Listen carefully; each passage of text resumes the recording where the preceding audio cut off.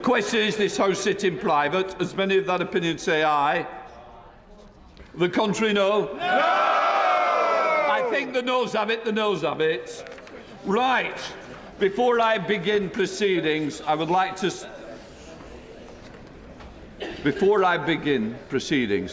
say a few words to help manage expectations about business today.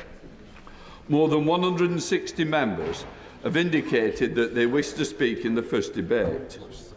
It is not customary to impose a speech limit on private members' bills, but I hope speakers, after both the member in charge of the bill and the speaker after that, will restrict themselves to about 8 minutes in the first instance, and that includes taking interventions.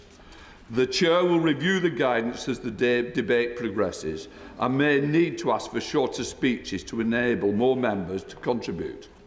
I should make it clear that the Chair retains the right to impose a formal speech limit, but I would rather colleagues help each other.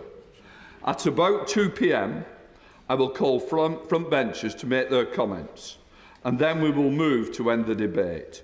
I've got to manage the expectation. Not everyone will get in. I will try and get as many people as possible. So it's important that this debate, it is one of the most important debates this House has had.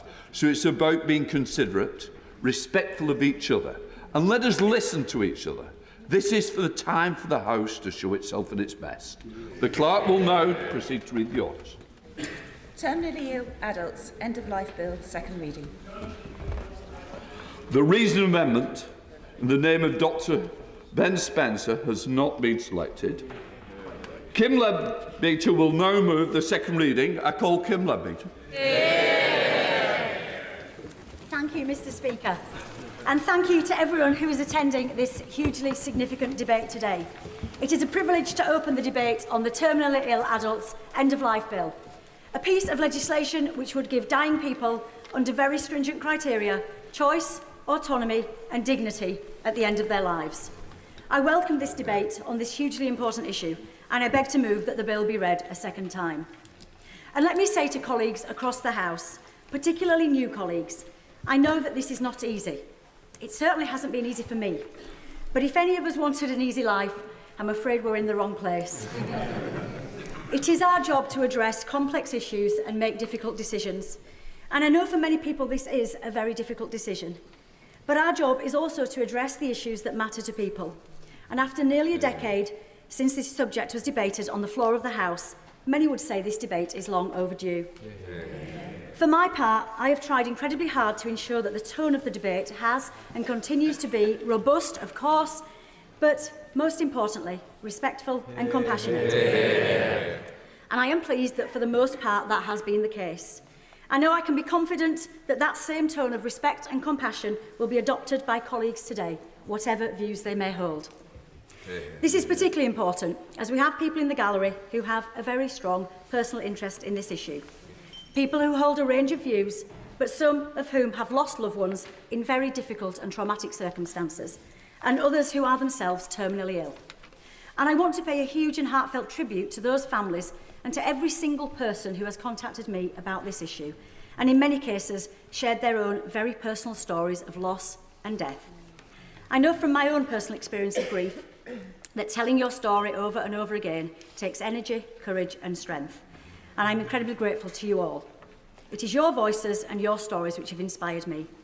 And Mr. Speaker, such stories are difficult to hear, but it is vital that they are heard as they are at the heart of this debate. And they show that the law is failing people. And where that is the case, we have a duty to do what is right to fix it. For those who are here today or watching at home, they are dealing with the very real consequences of the failings of the current system. I will start by recounting just a few of those stories. Warwick was married to his wife Anne for nearly 40 years. She had terminal peritoneal cancer, which meant she couldn't breathe properly. She spent 4 days gasping and choking, remaining awake throughout, despite being given the maximum dose of sedatives, and eventually died of suffocation. She had begged Warwick to end her life, but as he stood over her with a pillow, he could not do what she asked, as he didn't want that to be her final memory of him. Anne had excellent palliative care, but it simply could not ease her suffering. Tim fell in love at first sight when he met his wife Louise. He proposed after just 3 days. But Louise got cancer twice. And at the end, the morphine simply could not control her pain. In desperation, she managed to smash a small glass bottle and tried to take her own life, not realising that her toddler daughter had got into bed with her. Tim found her. He says, you get to a point where you stop praying for a miracle and start praying for mercy. Former police officer James waved his mum off as she embarked on her final trip to Dignitas. She had terminal vasculitis. James desperately wanted to accompany his mum and hold her hands during her final moments. But he knew, because of his job as a police officer, it was just not possible. Indeed, she insisted he must not go with her. So she went alone. No one to hold her hand, no proper goodbye or funeral. These are just a few examples of the heartbreaking reality and human suffering which far too many people are experiencing as a result of the status quo. And the public know this. Mr. Speaker, I've always been keen to ensure that my politics stays rooted in the world beyond Westminster. And it's clear that public opinion is very much in favour of a change in the law. Polling shows consistently that around 75% of people would like to see the legalisation of assisted dying for terminally ill, mentally competent adults. These findings are significant, but it may not be that surprising that most people believe, as I do, that we should all have the right to make the choices and decisions we want about our own bodies. And let's be clear, we are not talking about a choice between life or death. We are talking about giving dying people a choice of how to die. So, Mr. Speaker, let us examine what that choice currently looks like. I do not have a legal background, but I've always been driven by a strong sense of injustice. If I see a problem, I will do everything I can to try and solve it. Indeed, in this job, we all do that every week and every day, whether here in Parliament or in our constituencies. And when 4 former directors of public prosecutions, including the Prime Minister, and 2 former presidents of the Supreme Court, and many lawyers all agree that the law needs to change, surely, Mr. Speaker, we have a duty to do something about it. Intentionally helping another person to end their life is currently illegal under the Suicide Act 1961 and carries a maximum prison sentence of 14 years. This includes family and friends helping someone who is terminally ill to die, both in the UK and overseas. And existing guidance does not stop people from being investigated by the police, adding fear, guilt and further trauma to grieving families. The law is not clear and it does not protect individuals, families or medical professionals. And this drives people to very desperate measures. And what about coercion? Well, as senior KCs have said, there is currently no established system for identifying abuse or coercion in advance of a person's death and for helping vulnerable people to make end-of-life decisions. So basically, Mr. Speaker... Will my honourable friend give way? I will give way on that. I thank my honourable friend for giving way. Mr. Speaker, I've been a nurse for more than a quarter of a century, and in that time I've worked mostly in intensive care as a specialist there.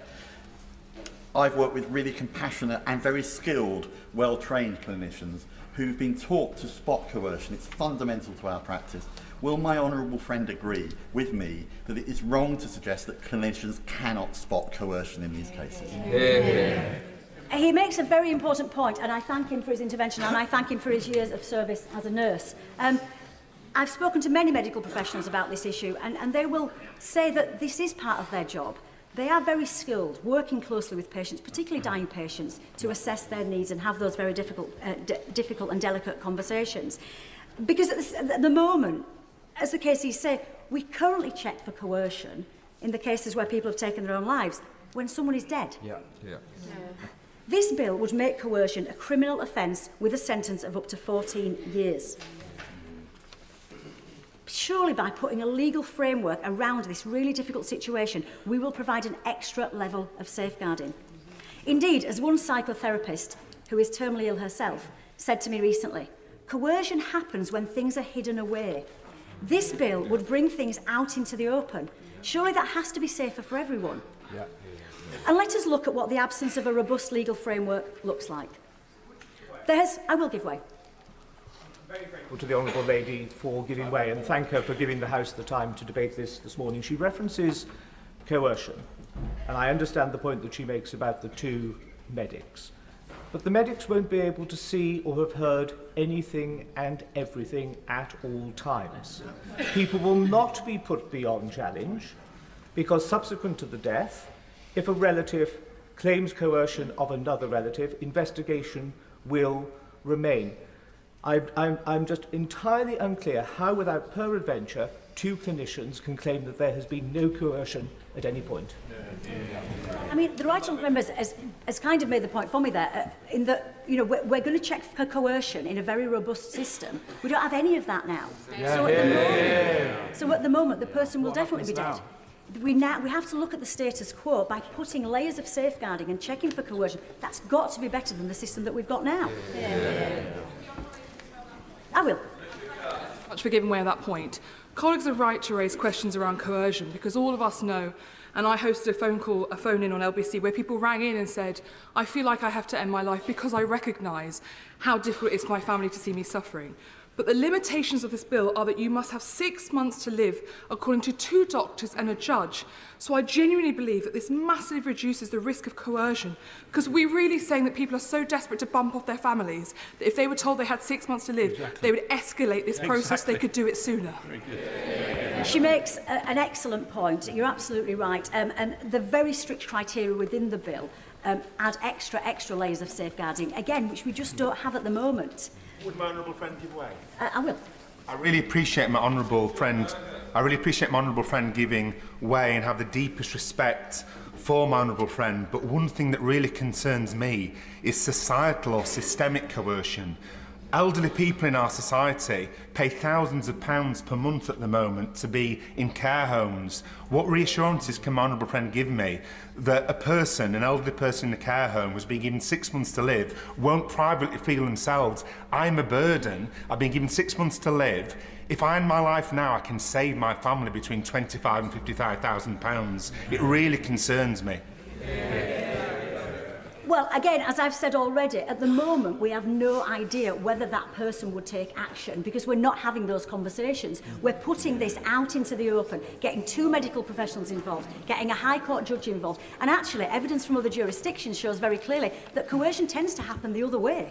What tends to happen is families are saying to the person who might really feel that they want to take the choice of an assisted death, they try to stop them from doing it. I'll take one more intervention. For giving way.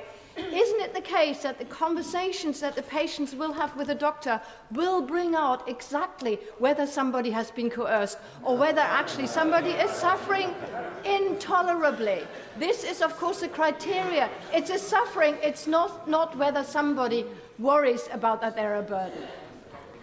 I agree, absolutely, and those conversations that are just not taking place at the moment are very important.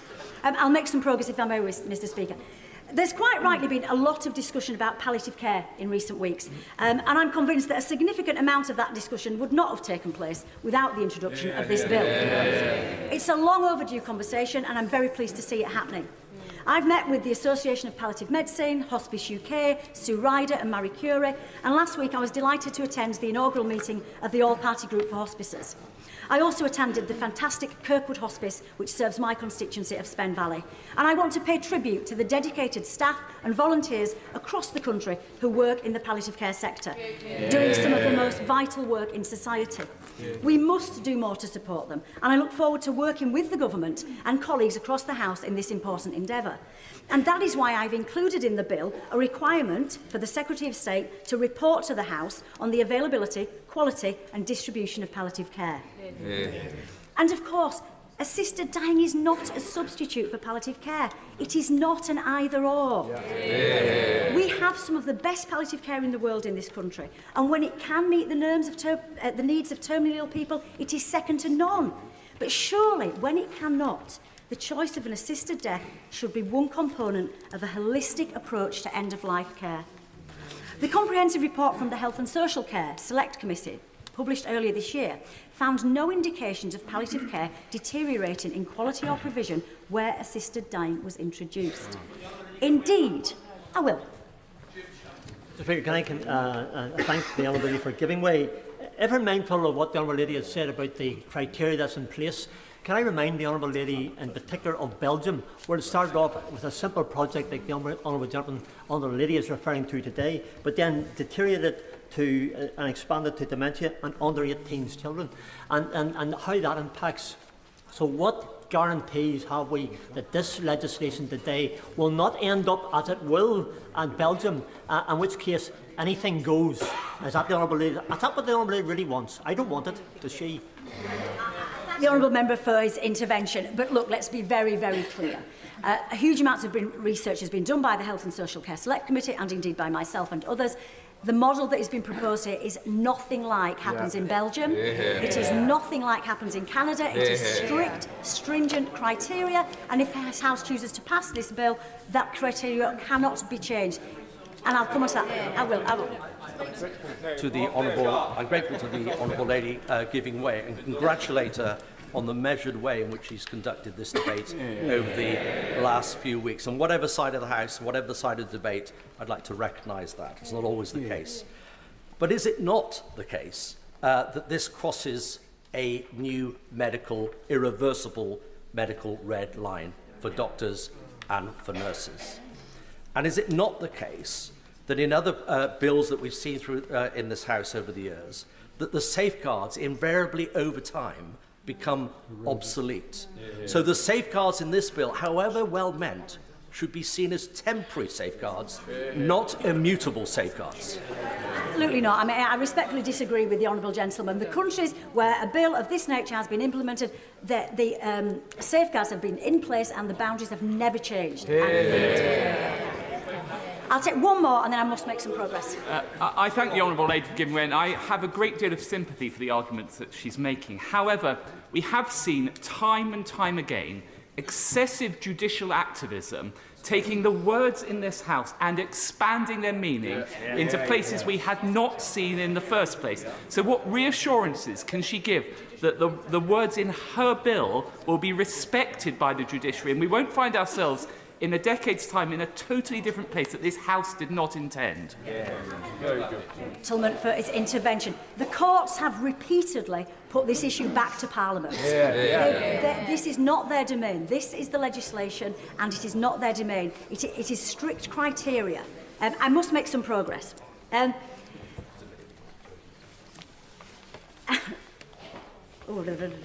So, coming back to palliative care, Mr. Speaker. In those situations where pain simply cannot be managed, the result is deaths which are so horrific that the person themselves can spend hours and in some cases days in unimaginable pain as they die. And I want to bring the debate back to the issue we are trying to solve. And for their loved ones, no matter how many joyful and happy memories they have, they also have the trauma which comes from watching someone you love die in unbearable agony and fear. And that memory stays with them forever. Rebecca's mum, Fiona, developed metastatic brain cancer at the age of 69. She had very good palliative care, but her pain could not be managed and she died begging and screaming for assistance to end her suffering. Her family and the medical team treating her cried beside her bedside as it took her 10 days to die. Lucy's husband, Tom, was 47, a music teacher with a young son. He had bile duct cancer, which obstructed his bowel, resulting in an agonising death. Tom vomited faecal matter for 5 hours before he ultimately inhaled the faeces and died. He was vomiting so violently that he could not be sedated and was conscious throughout. Lucy pleaded with the doctors to help. The doctor treating him said there was nothing he could do. His family say the look of horror on his face as he died will never leave them. Lucy now has PTSD, which is quite common for families who lose loved ones in such harrowing circumstances. Will my honourable friend give way? I will. Thank you. I thank my honourable friend for the powerful and moving recollection of stories she is giving. A constituent of mine watched her mum suffer from pancreatic cancer. Unable to keep any food down, she basically starved to death. Does the honourable member agree with me that this is no way to see a loved one die? Does she also feel that we did not come into this place to shy away from difficult choices, but to listen to our constituents and to make better laws for everyone. I thank my honourable member for her intervention, and I'm so sorry to hear that story from her constituency. But I know that we all have stories from all our constituencies. And she's absolutely right. We are here to make difficult decisions. But in terms of the example that she gives, I have been astonished by the number of people who have been in touch with me to tell me about their terminally ill loved ones who have starved themselves to death out of desperation, something which takes far longer than you may imagine and is just horrific for everyone involved. And this is currently legal, and doctors are required to assist the patient through this agonising process. How can we allow this but not a compassionate and humane assisted death? If you... Alan. Thank you so much. Can I join the honourable member opposite in commending her for the way that she's made sure that this binary debate has not been a polarising one. However, I started the debate where she is just now, and she mentioned stories. The things that have moved me in this debate to opposing this bill today is that I've also heard stories of disabled people who have had do not resuscitate put onto their medical records without their permission, of them being stopped by strangers in the street and being told you would be better off dead. And I know she will say that we are dealing and voting today on the specifics of her bill, but we're also voting on a principle. And would she agree with me that there should be a precautionary approach to this? And does she honestly believe that the process of this is giving us the time to be sure that we would be making the right decision?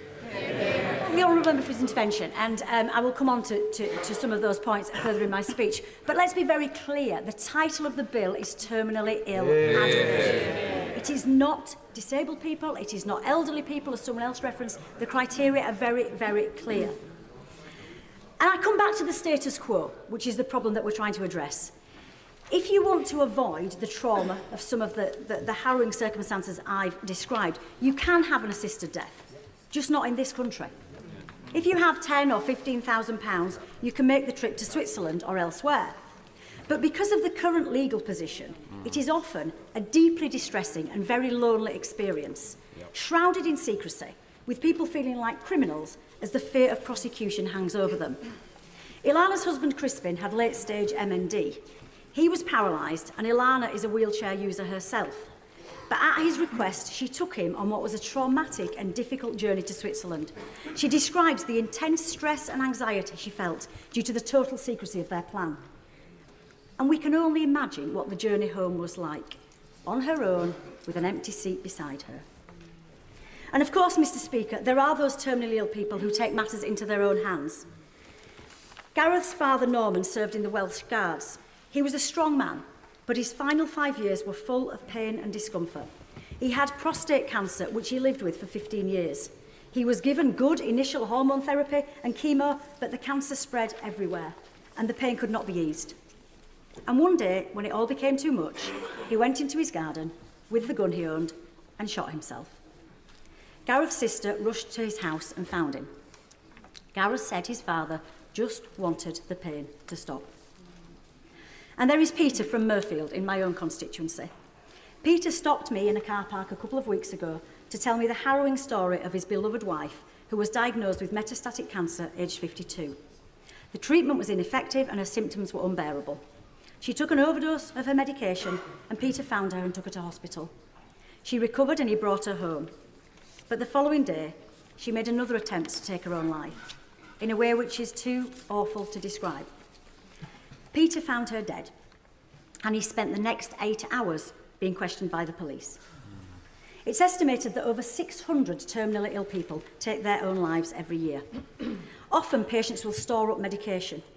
33-year-old Josh from Huddersfield went to coach his local kids rugby team one Saturday and came back to tell his mum all about it. He found her dead. Lisa, who was terminally ill, had stored up her medication and taken her own life. And of course, there is our former colleague, Paul Blomfield, the previous MP for Sheffield Central, who has campaigned tirelessly on this issue since his dad, Harry, took his own life alone in his garage in 2014 after being diagnosed with inoperable lung cancer. And language matters. Harry was not suicidal. He loved life, but he had watched too many of his friends have lingering, degrading deaths, and he did not want that for himself. But like the others, he couldn't tell Paul and his family of his plan, as they would have been complicit and could face prosecution. And how many precious days and weeks did Harry miss out on as a result of having to take action while he was still physically able to do so? Hearing these stories is not easy, but it's important that we do. On that point, my right honourable friend. I will. Thank you. I thank my honourable friend for giving way. What I've really been struck by in recent weeks, listening to members across this House, is that there is a clear agreement that the current situation is neither sustainable nor dignified. Almost everyone in this House agrees that the status quo is unacceptable in terms of dignity, in terms of palliative care, and in terms of end of life. So seeing this, does my honourable friend agree that today's debate is about how we depart from this unacceptable situation that we currently face, and that today's vote is the first stage in an important discussion about how we improve the end of life for hundreds and hundreds of people across this country. I thank my honourable friend for his intervention, and I wholeheartedly agree. I'm setting out what we are dealing with now. This cannot be right, and surely we have a duty to do something about it. And I'm going to make some progress, if that's okay. And Mr. Speaker, some of the most important voices in this debate are, of course, those of people who are currently living with a terminal illness. Having a terminal diagnosis is perhaps one of those situations where it's very hard, if not impossible, to know how you would feel. I have met many terminally ill people over recent weeks, and every one of them is in my thoughts today. Sophie, who is here today, was diagnosed with stage 4 secondary breast cancer, which has spread to her lungs, liver and pelvis. She is allergic to opioids, so she knows that her pain is very unlikely to be able to be managed. She has a 17-year-old daughter, and all she asks is to have the choice to say goodbye to her at a time of her choosing in circumstances she can have some control over, and for her daughter to be able to remember her as the vibrant, positive woman she is. Nathaniel, who also joins us today, has stage 4 incurable bowel cancer, which is now in his liver and brain. Like many of us, Nat says he doesn't know if he would choose an assisted death or not, but he simply cannot understand why anyone would want to deny him the choice. He says, I wish to live as fully as I can and for as long as possible, but when the time comes, Nat also wants the right to die with dignity and compassion. Another very emotional lady came up to me at a recent interfaith event I attended. She and her husband thanked me for putting the bill forward, and she said, Kim, I am a proud Christian, and I am guided by my faith, but I also have terminal cancer, and I want the right to choose a compassionate death. I know there has been much discussion about the views of people who hold religious beliefs about this subject. I fully respect those beliefs, and I don't intend to say much more about this, other than that I know there are a range of views within faith communities. Indeed, some of the most powerful conversations I've had have been with people of faith, including in my own constituency. People of different religions have said, whilst they would not choose an assisted death for themselves or for their family, who are they to stop someone else who may want to make that choice? Mr. Speaker, I'm going to make some progress if I may. Mr. Speaker, I hope that I have set out the problem that very clearly exists. Now allow me to set out how this bill can address this problem, but most importantly do so safely and effectively. If this bill were to become law, it contains the most robust and strongest set of safeguards and protections in the world. There are very strict eligibility criteria and multiple layers of checks and safeguards embedded in the bill, none of which exist at the moment, as we have seen. I made a very conscious decision to name the bill Terminally Ill Adults End of Life, rather than anything else. That title can never be changed, and it ensures it is only adults who are dying that would ever come within its scope. As such, this bill is not about people who are choosing between life and death. It is about giving dying people who have got 6 months or less to live autonomy about how they die and the choice to shorten their death.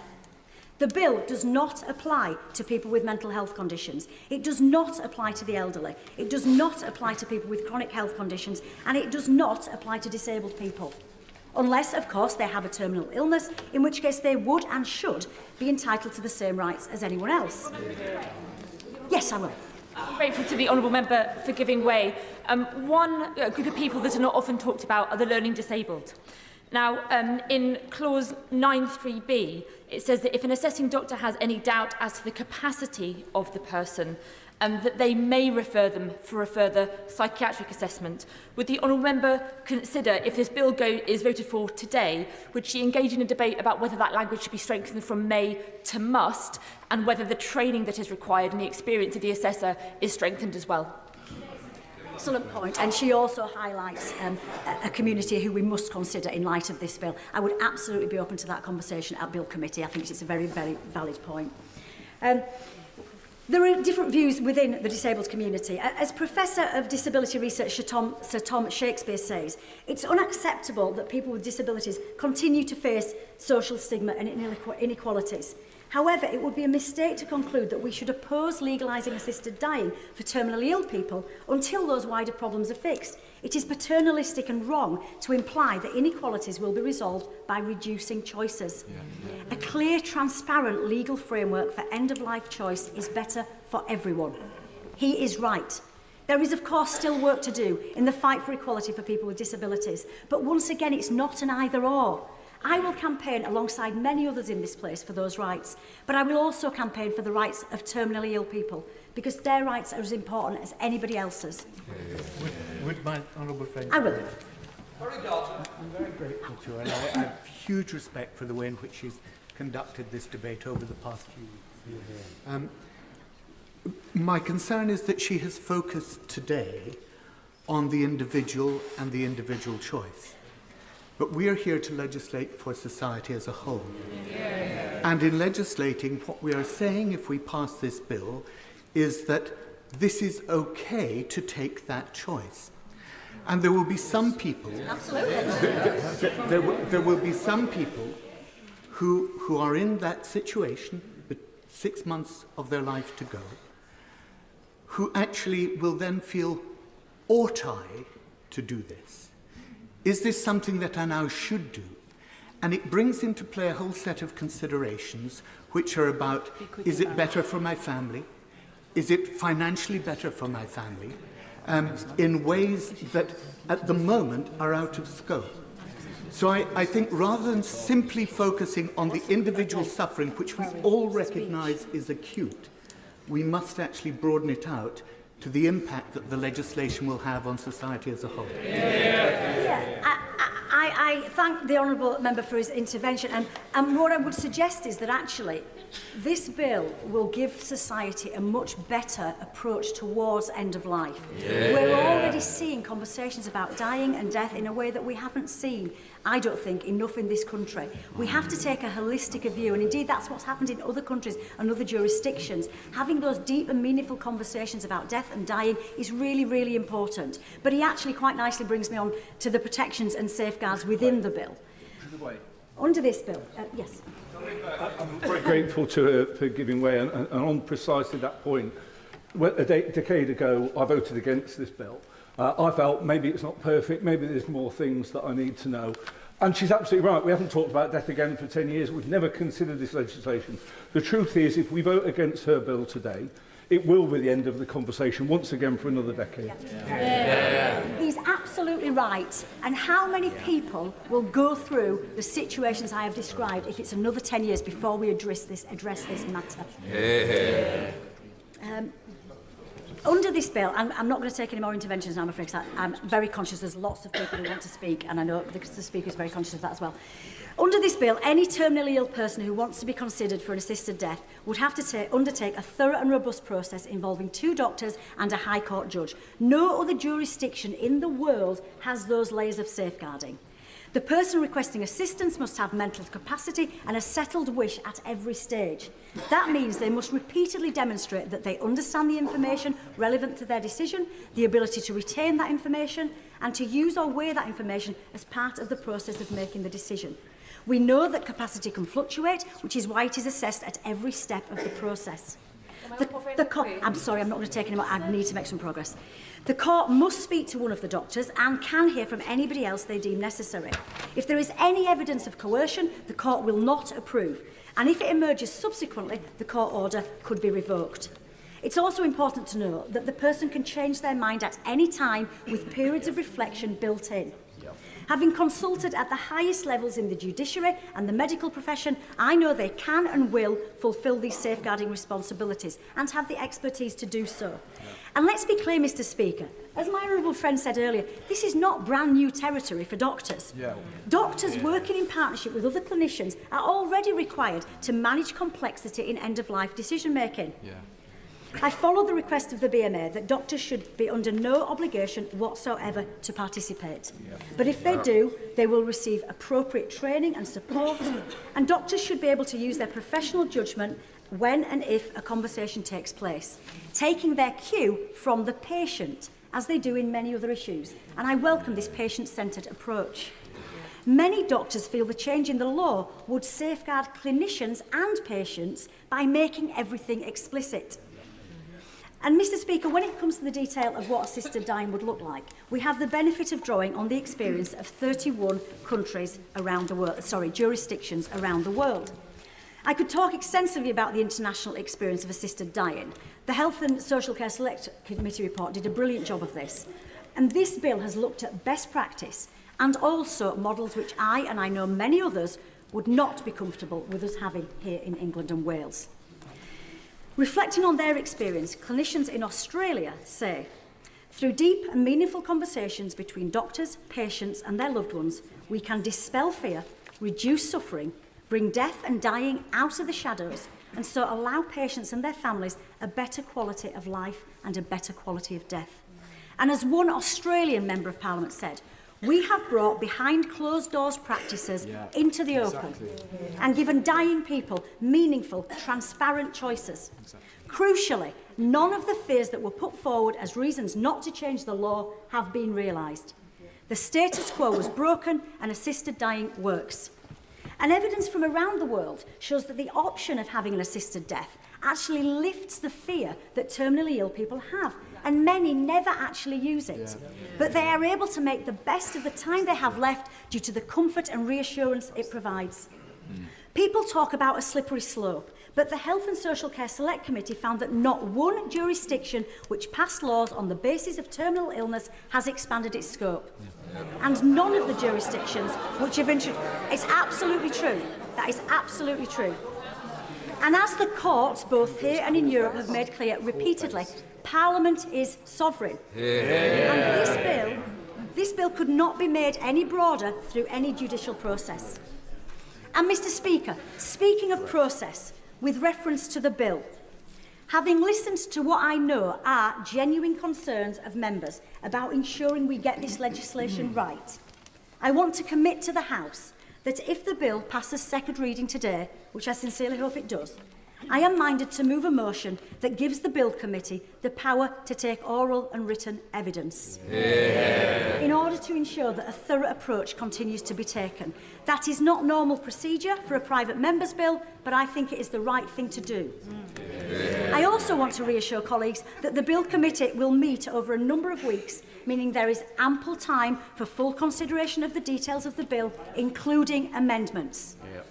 And the committee will be representative of the views of the House and also the makeup of the House. Let me be clear, that will mean there will be representatives of different parties with a range of views on the committee. And as the Leader of the House said at the dispatch box just yesterday and has said several times, the government will, of course, work with me to ensure that the bill is workable and operable. This will quite rightly take time. And I've included in the bill a commencement period of up to 2 years. This is not going to happen overnight. But that time frame can be explored at committee stage, as it's more important to get this right than to do it quickly. So, Mr. Speaker, in conclusion, for the reasons I have set out, I am very clear that the law needs to change to give terminally ill people choice at the end of life and to protect their loved ones from fear of prosecution. And Mr. Speaker, for those of us here today who are lucky enough not to have personal experience of this issue, sadly, we know that any one of us could end up in this heartbreaking situation. We are all living longer, which is brilliant. And I've campaigned inside and outside Parliament for a greater focus on prevention and early intervention in terms of illness and disease to keep us fit and healthy for as long as possible. But any one of us or our loved ones could be unfortunate or unlucky enough to receive a terminal diagnosis. And I struggle to see how it is fair or just to deny anyone the autonomy, dignity and personal choice that we might want to take control of our final weeks. And the right to choose does not take away the right not to choose. Yeah. Giving the choice of an assisted death to those who want it would, of course, not stop anyone who is terminally ill from choosing not to do so. Mr. Speaker, whatever happens today, I'm incredibly proud of the work my fantastic team and the many campaigners have done on this hugely significant, emotional and sensitive subject. But we need to be clear. A vote to take this bill forward today is not a vote to implement the law tomorrow.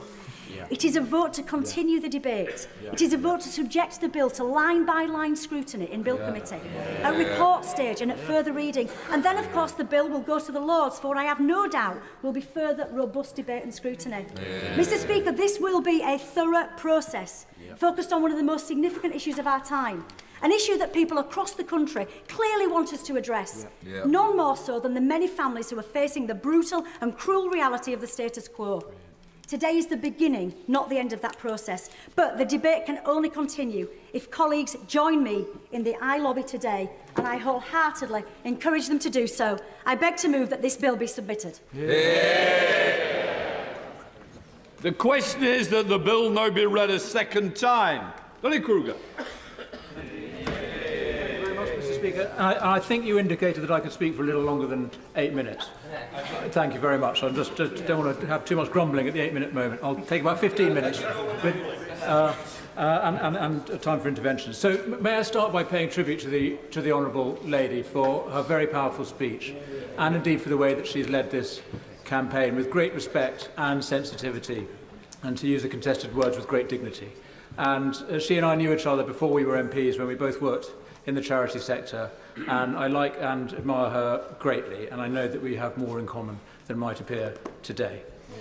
And Mr. Speaker, we all have this in common in this House. We all share a deep concern about the experience of people dying or fearing death, fearing pain and suffering. And I wear heavily on my conscience the people whose lives will be prolonged beyond their wishes if I get my way and this bill is defeated today.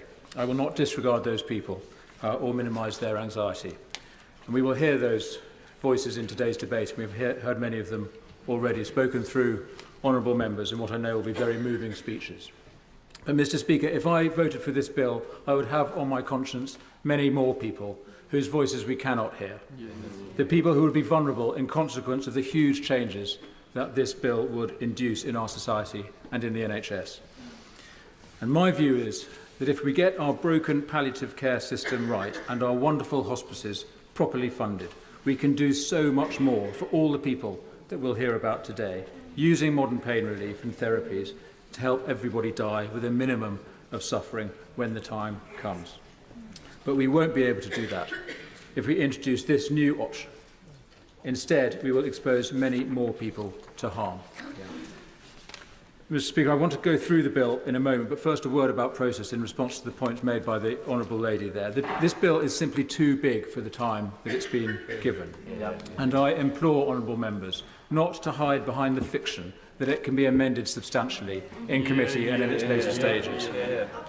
The remaining stages of a private member's bill are for minor tweaks, not the kind of wholesale restructuring that we will need if we're ever to make this bill safe. And so members who vote for the bill today must be prepared to see it become law, largely unamended. And I suggest that if they do have any doubts, the only responsible choice is to vote no and let the advocates of assisted dying bring back a better bill at another time. Happy to give way. I deeply appreciate the respectful way he's making the point today, but I stand here before him not sure how any colleague in this chamber cannot have doubts whichever way they're voting today. It feels to me that there are two necessary harms we are all forced to weigh up, and I'm deeply intrigued to hear if he is so certain that doubt should push people one way, why that is, when it is very clear there are many people who will continue to suffer unnecessarily if we reject this bill. Well, I recognise there are very many doubts on each side, and I fully respect the arguments that have been made by the Honourable Lady. Of course, this is a finely balanced debate. But the point about process, though, is this bill is too flawed. There's too much to do with it to address in the committee stage. And by all means, let's have this debate, but we should be having it before a bill of this magnitude is brought, and the process of the bill should be much more comprehensive. Let me give way to the honourable gentleman. I'm grateful to the honourable gentleman for giving way. But contrary to what the media are saying, today's decision is not about bringing this matter into law. It's about allowing it to go to the next stage. And if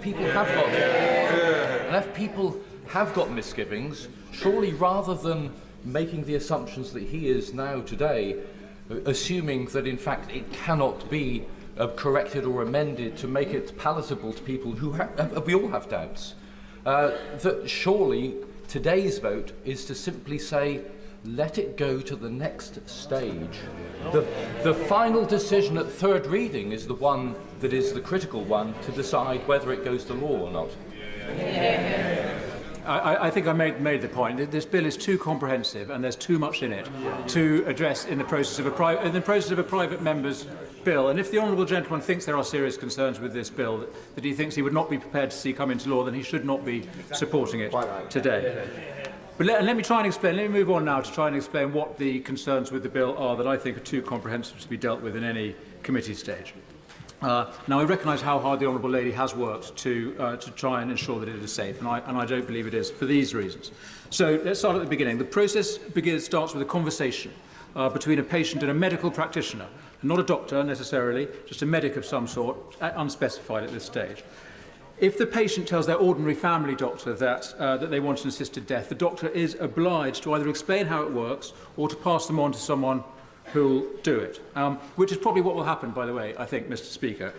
The likelihood is that we would see this new branch of medicine spring up, like the medics I met in Canada. I will in a moment. These medics I met in Canada, specialists in assisted death, who personally kill hundreds of patients a year in their special clinics. And if honourable members have a difficulty with the language, then I wonder what they're doing here. This is what we are talking about, and I met doctors for whom this is their profession and their job, which they're proud to do. Why don't I give way to that gentleman now? I'm very grateful for the honourable member for giving way. I just want to be very clear. Medical practitioner is a synonym for doctor. It is not for nurse or pharmacist or dentist or any other practitioner. The practice of medicine, being a doctor, is to be a practitioner of medicine. I think we need to be very, very clear on this. There's lots of law and regulation, and I believe that what the honourable member said is incorrect. Well, what it actually says is that the doctor means a registered medical practitioner who has such training qualifications and experience as the Secretary of State may specify by regulations. So obviously they are some sort of regulated medic. I recognise that. They're not necessarily a doctor. We will find out. But I recognise they're going to have professional qualifications. It's just not clear what those are going to be, because this is something that isn't in the bill. So, now, going back to this conversation that give way to the honourable gentleman. Thank the honourable gentleman and commend him for the way in which he is engaging in this discussion in the same spirit as the honourable lady from Spen Valley. We often hear that one of the safeguards associated with this bill is that there are medical practitioners involved and that somebody requires a diagnosis of 6 months or less with a terminal illness. But does he accept that medicine is not an exact science? It is the science of uncertainty blended with the art of probability. That there is no exactitude in this, and no court will second-guess medical opinion, though simply look at process. I agree with the honourable gentleman. He's absolutely right, and I'm afraid the definition of terminal illness that we'll come to is in a sense the essential flaw in this bill. But I'll come on to that. Going back to this conversation that the patient has with the medical practitioner, the crucial thing is that the conversation doesn't need to be started by the patient, according to this bill. It can be started by the medic, by any medic, perhaps in hospital, who can make the suggestion of an assisted death to a patient who's never raised the issue themselves, whose family haven't suggested it, whose own doctor doesn't think it's the right thing to do. And so the idea is planted. And then for whatever reason, and by the way, there's no need ever to give a reason, the patient says they want to proceed with the assisted death. And so they sign a declaration, or rather somebody else can sign it for them, any professional, someone they don't know, maybe a new medical practitioner. Anyway, a total stranger can do all the paperwork on their behalf. That's what the section about the proxy entails. And then these two medical practitioners do their assessment. Happy to give way. Very grateful to the honourable members. I'm very grateful to the Honourable Member for giving way. I would urge the Honourable Member to check the wording of the bill, because actually, if somebody signs as a proxy, they have to know the individual for 2 years, and they are simply signing to say that they agree with the patient who wishes to go forward with the assisted dying. No time to check the bill, but my memory is that it says someone who knows the patient for 2 years, or someone of good standing in the community, which is some sort of professional who's not known to them at all. Anyway, someone could quickly check the bill, but my understanding is it could be a total stranger to them. So we move on to the assessment, which these two practitioners do. Give way. Isn't the matter very clear? Clause 15, subsection 5. In this section, proxy means a person who has known the person making the declaration personally for at least 2 years, or a person who is of good standing in the community. So there is no protection such as pretended by the supporters of this bill. Yeah, well done, Daniel. Right, so the assessments have to determine whether the patient is terminally ill, whether they have mental capacity to make the decision, and then whether they've been coerced or pressured into the decision. So let's look at terminally ill. As I said, in many ways the whole question turns on this.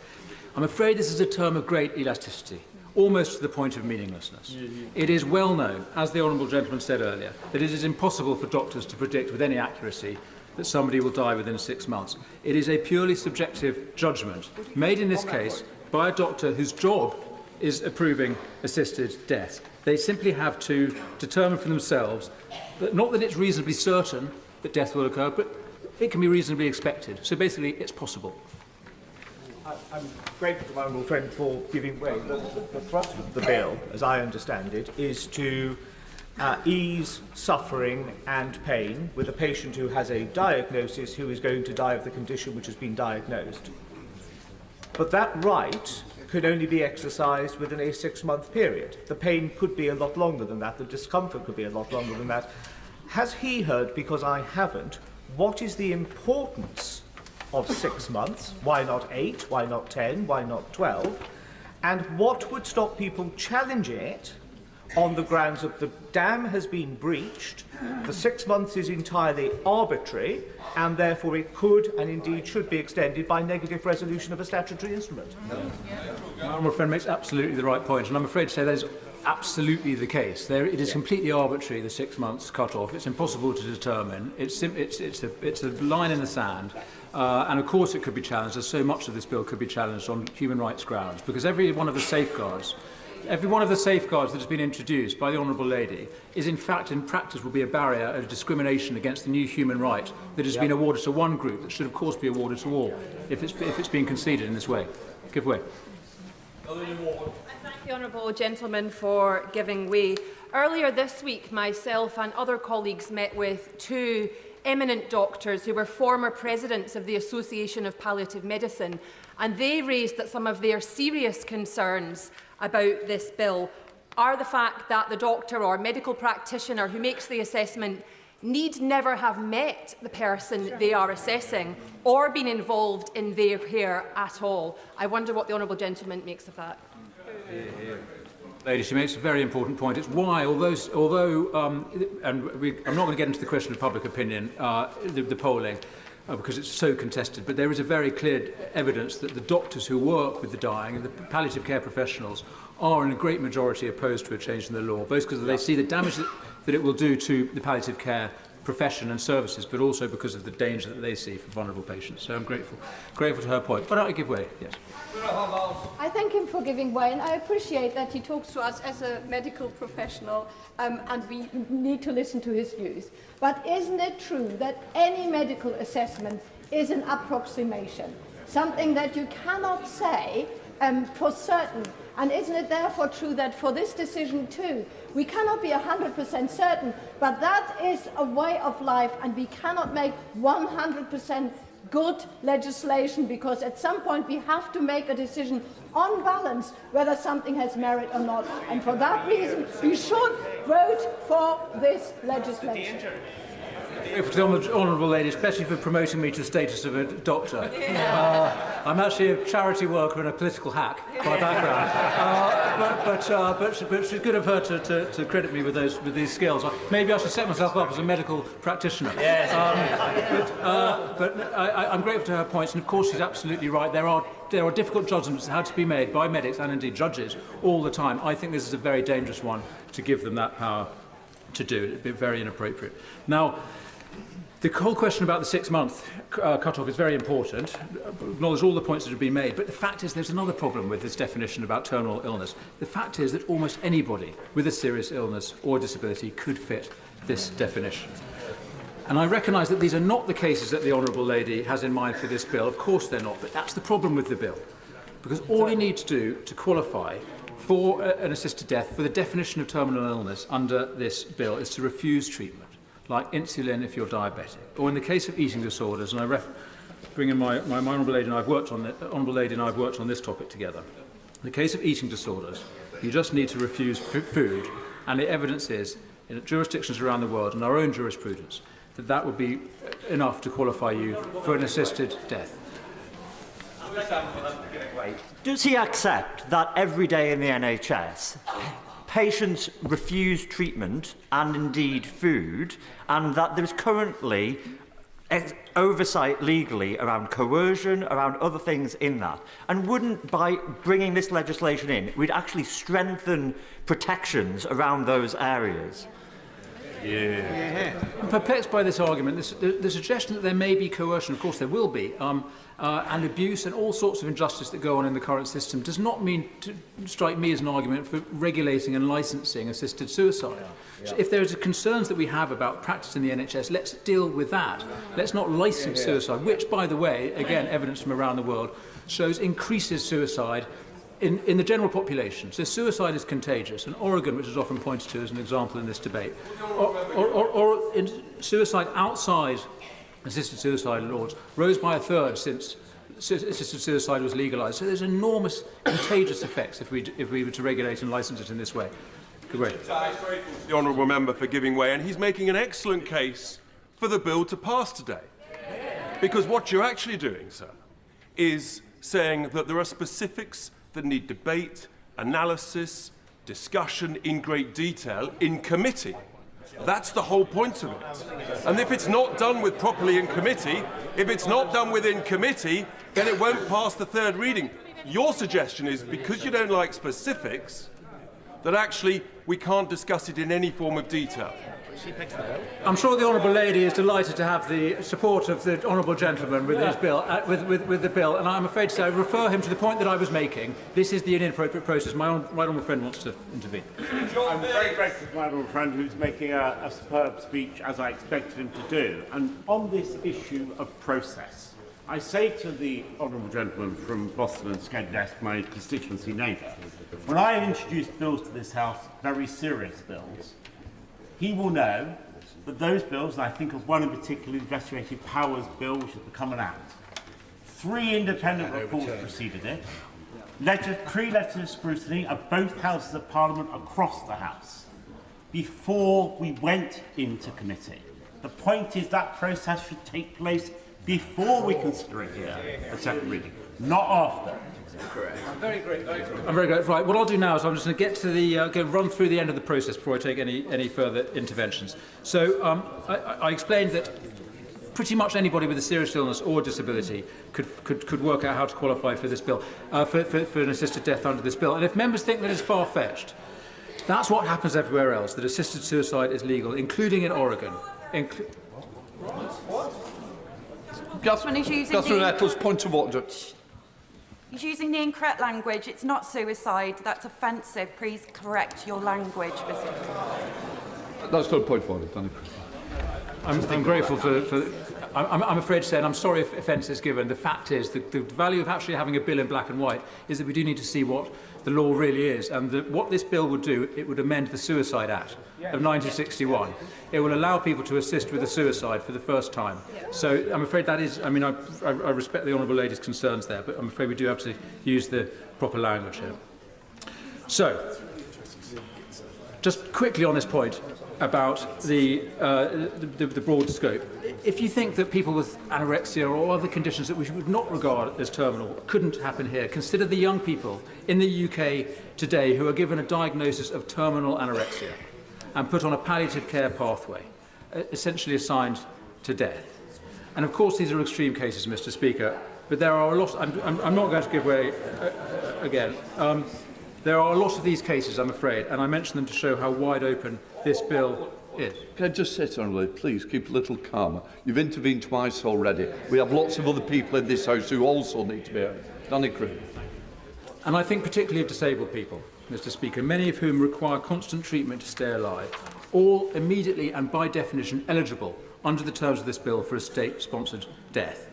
And I refer members to the Equality and Human Rights Commission, which made the point that the definition and the line between disability and terminal illness is a very blurred one, which is why the title of this bill is in fact so dangerous. Now, I'm going to just make a little more progress. The second question that the medical practitioners have to answer is about mental capacity. And here again is a great vagueness. How do you judge if someone is in their right mind when they're asking for help to kill themselves? The bill says the definition of capacity is based on the Mental Capacity Act 2005. But that act is deliberately expansive. It explicitly assumes capacity in the patient. So having acute depression is no bar to being judged to have capacity under the act. Being suicidal is no bar under the act. So the capacity test is no bar at all. And then finally, this question around coercion. Is the patient asking for an assisted death because of pressure from someone else? And there are two glaring problems here. The first is that the process doesn't even attempt to answer the question properly. There's no investigation. No requirement for the medics to interview the friends and family, no need for a psychiatrist or the family doctor to be consulted. The medics just need to satisfy themselves, who knows how, that to the best of their knowledge, the person has not been pressured. But the second problem with this coercion test is that it focuses only on one type of coercion, the less likely type. The bigger danger isn't other people pressuring you to do this, it's you pressuring yourself, and honourable members have made this point. The bill has nothing to say to that. Internal pressure is absolutely fine. If you feel worthless or a burden to others, or if the NHS won't offer you the treatment you need, or if the local authority won't make the adjustment to your home that you need, or if you have to wait too long for a hospital appointment, if you want to die because you think the system has failed you, that's absolutely fine. One friend around, just on that point. I'm going to just move on a little longer. I'll get to the end.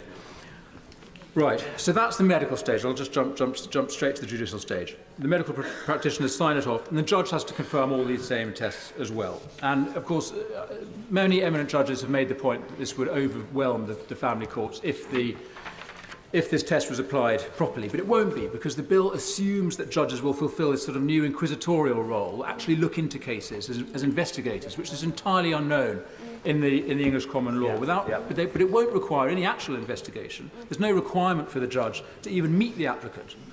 They simply have to have a phone call, or maybe it'll be an email, from one of these medics. That's it. That's their inquiry. And on that basis, they must decide if it is more likely or not that there's been external pressure. So the judge approves it. They're required to approve it unless they can find evidence of external coercion. And so we go to the final act, as the bill says, which is when a junior colleague of the medical practitioner oversees your death by pills or a lethal injection. And here's the last thing that the bill does or doesn't do. There is no requirement at any stage of this process, the medical or the judicial stage, for anyone to tell the patient's next of kin or their wider family or even their GP what is happening. That the NHS and the judicial system are working in secret to bring about the death of their loved one, maybe their father or their daughter. Now, I say again, these aren't the cases the bill was designed for, but they are directly in scope, and it's going to take more than a tweak in committee to get them out. Now, is this what is meant by having choice at the end of life? Now, let's talk about choice. I'm often accused of the point was made earlier, accused of wanting to impose my view on others. People say, if you don't approve of assisted death, or don't have one, but don't deprive me of the choice. In fact, the evidence is that with this new option and the comparative loss of investment and innovation in palliative care, real choice narrows.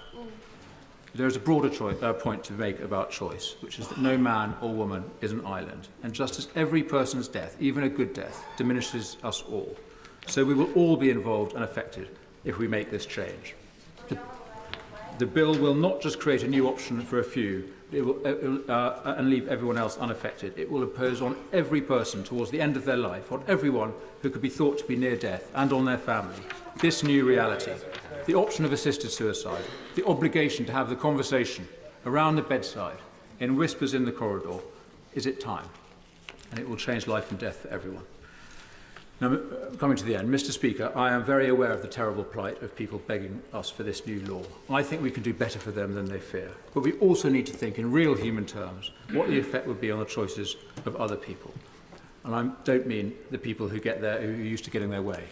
I'm talking about the people who lack agency, the people who know what it is to be excluded from power and have decisions made for them by bigwigs in distant offices speaking a language they don't understand. The sort of people the Honourable Lady and I both know from our previous charity work and who we all know from our constituency work. Not the ones who write to us campaigning for a change in the law, but the people who come to our surgeries with their lives in tatters, or who the police or social workers tell us about, the people with complex needs. What are the safeguards for them? And I'll tell you, we are the safeguard. This place, this Parliament, you and me, we are the people who protect the most vulnerable in society from harm, and yet we stand on the brink of abandoning that role. The Rubicon was a very small stream, Mr. Speaker, but on the other side lies a very different world, a worse world with a very different idea of human value. The idea that our individual worth lies in our utility, valuable only for so long as we are useful, not a burden, not a cost, not making a mess. Let's not be the Parliament that authorises that idea. And I mentioned at the start the voices of those we cannot hear, frail and elderly and the disabled. And since we are surrounded by such a cloud of witnesses, let us do better than this bill. Let today not be a vote for despair, but the start of a proper debate about dying well, in which we have a better idea than a state suicide service, in which we remember that we have intrinsic value, that real choice and autonomy means having access to the best care possible and the fullest control over what happens to you while you live, that true dignity consists in being cared for to the end. Thank you. Can I just remind the House that we want to try and aim up to 8 minutes? Can I have Mother of the House, Diane Abbott?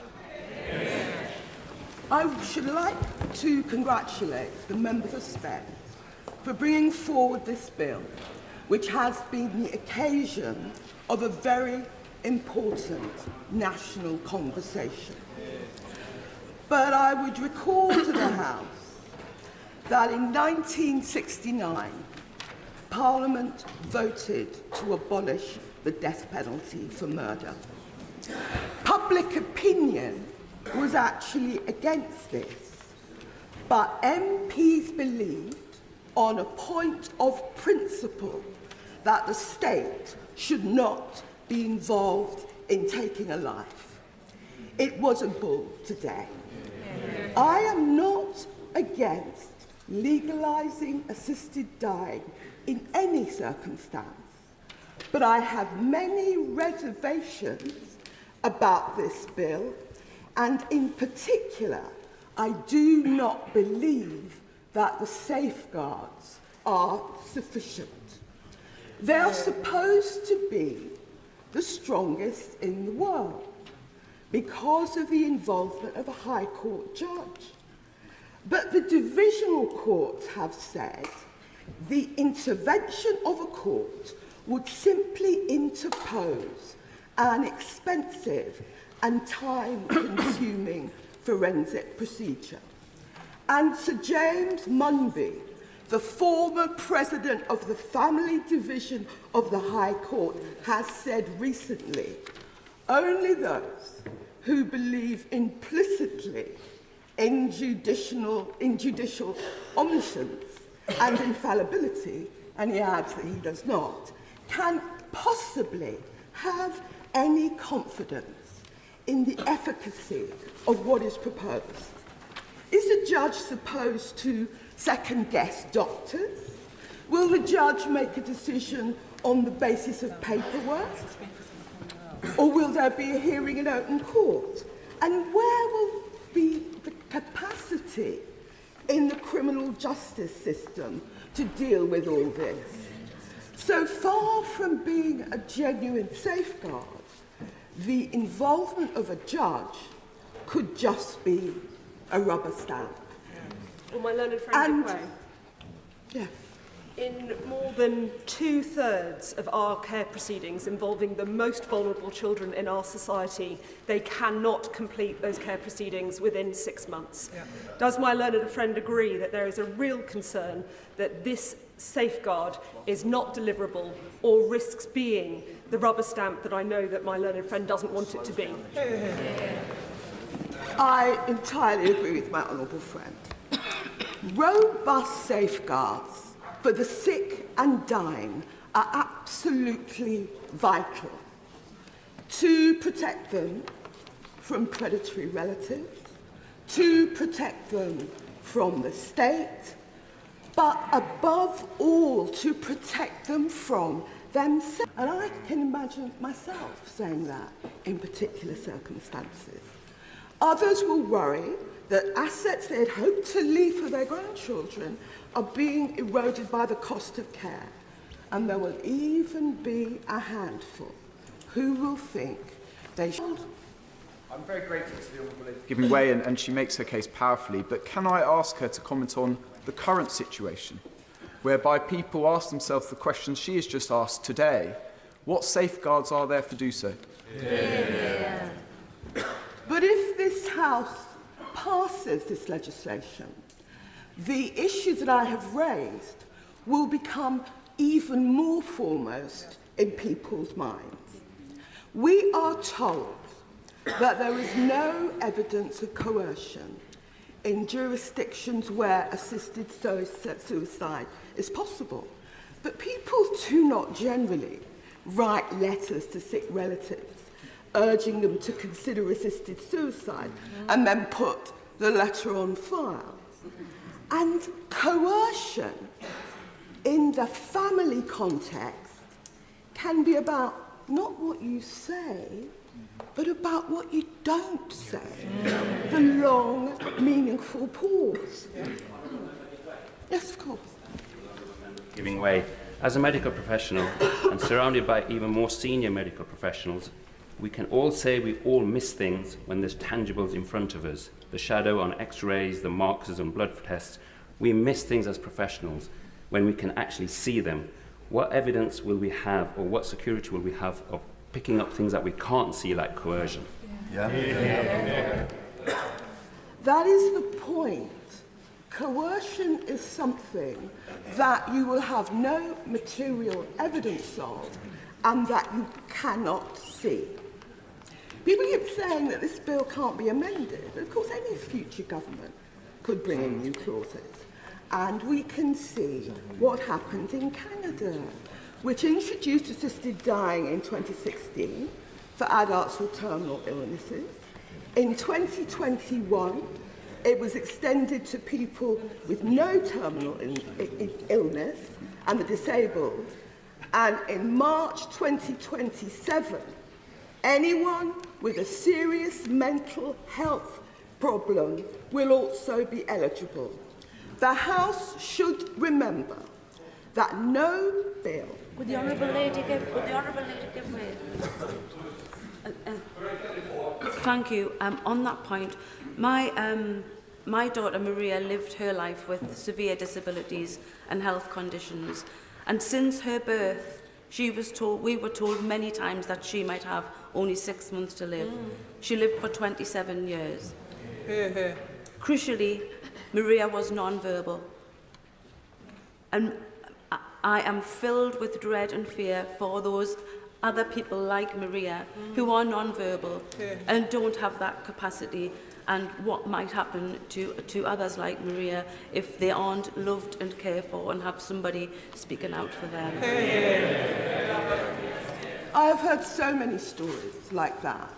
This arbitrary cut-off of 6 months, it doesn't necessarily meet with the reality of sick people. Right Honourable Lady for giving way, and I think the case of Maria and others is one that should give us all pause. But does the Right Honourable Lady agree with me? 2/3 of the Cabinet, apparently in principle, support this measure. We should reject it today, but we should as a House commit not to go another 10 years of ignoring this topic, but to come forward in a considered way and ensure that it is looked at properly, and we do everything possible to have a system which is more robust, more caring, and ensures good outcomes for people like Maria. I'll say that we must try and keep to the time limit. Dinah. I agree with the honourable gentleman, and as I said right at the beginning, I am not against assisted dying in any circumstances. If this bill passes, we will have the NHS as a fully funded 100% suicide service, but palliative care will only be funded at 30% at best. The former member for Dunfermline East, Gordon Brown, has said recently, we need to show we can do better at assisted living before deciding whether to legislate on ways to die. I represent very many vulnerable people in marginalised communities. I cannot vote for a bill where I have doubts about whether they will be protected. We can come back, we can have a commission, we can craft a better bill, but I will not be voting for this bill this morning. Andrew Mitchell. Up to 8 minutes. Thank you very much, Mr. Speaker. I want to make just three brief points. The first one, Mr. Speaker, is that I have completely changed my mind on this subject since I entered the House during the last century. And the reason for that is that I've sat in my advice surgery and I have had tears pouring down my face listening to constituents who have set out so clearly, speaking with such emotion about how their mother, brother, father or child has died in great pain and great indignity. And I strongly support this bill. I want to congratulate the Honourable Lady for the excellent way in which she has presented it. But I believe that we should give our constituents, our fellow citizens, this choice. I want this choice for my constituents. I want it for those whom I love. And indeed, I want it perhaps one day, Mr. Speaker, for myself. The current law forces people... I'm not giving away, I'm afraid. The current law forces people to plan their deaths in secret. Their bodies are found by their loved ones. They often die in the most horrific circumstances. They have no chance to say goodbye to their loved ones. It is devastating for their families. And the former Health Secretary commissioned the Office of National Statistics to try and find out how many people who committed suicide every year were dying people, and the figure was between 300 and 650. The second point I want to make is this. In our democracy, it is we, the Commons, who must make this decision. It is only we, elected by our constituents, who have the legitimacy to do this. It is not the DPP, it is not the CPS, it is not the police, doctors, or even unelected members of the House of Lords. It is this House of Commons that must make this decision. And let us be clear, Mr. Speaker, that we, all of us, on both sides of this debate, strongly support the increase in the quality and extent of palliative care. For me, this debate is about extending choice. Choice in very narrow circumstances, as the Honourable Lady has so clearly set out. The choice not to be forced to end your life in pain and indignity, and in very narrow and heavily regulated circumstances, as this bill sets out. There is no element in this bill that talks about intolerable suffering. Many believe that this bill is too narrowly drawn. I stand by the Honourable Lady's drafting. We remember that in Oregon there has been no serious attempt to change or amend the law. I had the privilege of speaking to an NHS consultant last year on the day before she headed to Dignitas. And she said this, Madam Deputy Speaker. She said, I love my country, but I object very strongly to my country forcing me to make this choice today that I have to travel unaccompanied to a foreign country to die. Madam Deputy Speaker, the status quo is cruel and dangerous. People caught up in these circumstances, they have no transparency, there's no regulation, there's no safeguards, there's no oversight. In this bill today, there are a whole series of safeguards which are not present at the moment. And the third and final point I want to make is this. Today, we decide on a principle. If this bill does not go through at second reading, that will be the end of the matter for many years. And we would do so in the knowledge, Madam Deputy Speaker, that Scotland, the Isle of Man, Jersey, many other countries are likely to bring in legislation like this. There are 300 million people in 30 jurisdictions who have secured this ability to choose. There will be numerous safeguards. There will not be a slippery slope unless this Parliament agrees to there being one. And if we agree to a second reading today, in my judgment, it is inconceivable that the government front bench will not ensure that we have the proper time to scrutinise this bill. This bill, Madam Deputy Speaker, goes with the grain of our constituents' views, something like 75% according to the most recent polling. There is an opportunity and a chance to consider in detail these matters, as the Honourable Lady has set out, ahead of the third reading. And as drafted, it seems to me to be a very modest and controlled proposal. And let us not forget this. Oregon shows us that less people take these steps once they know they've got this choice, this backup.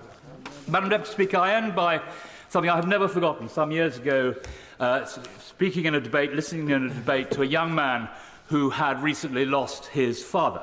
And he said this. He said that he had visited his father, he'd seen him in great pain and indignity, and he had seen him 3 days before he died, and in the end he put a bag over his head and he used his dressing gown cord to hang himself. And he said this to all of us. He said, if you are ever in this position, let's hope that God will help you, because they certainly won't. This House today has the opportunity to ensure that they will. Yeah. Andy Slaughter. Madam Deputy Speaker, it's a pleasure to follow the excellent speech of the member for Sutton Coldfield. In preparation for today, I've had a number of discussions with my honourable friend, the member for Spen Valley, and I just wanted to put on record that the measured way that she's dealt with these proceedings has been excellent. I don't know if she's ever had moments of doubting whether this was the right thing to pick as a private member's bill, but she's been an absolute credit to this House in the way that she's dealt with these matters so far. I wound up for the opposition front bench in the last debate in the Chamber in 2015, but my interest in this goes back much further than that.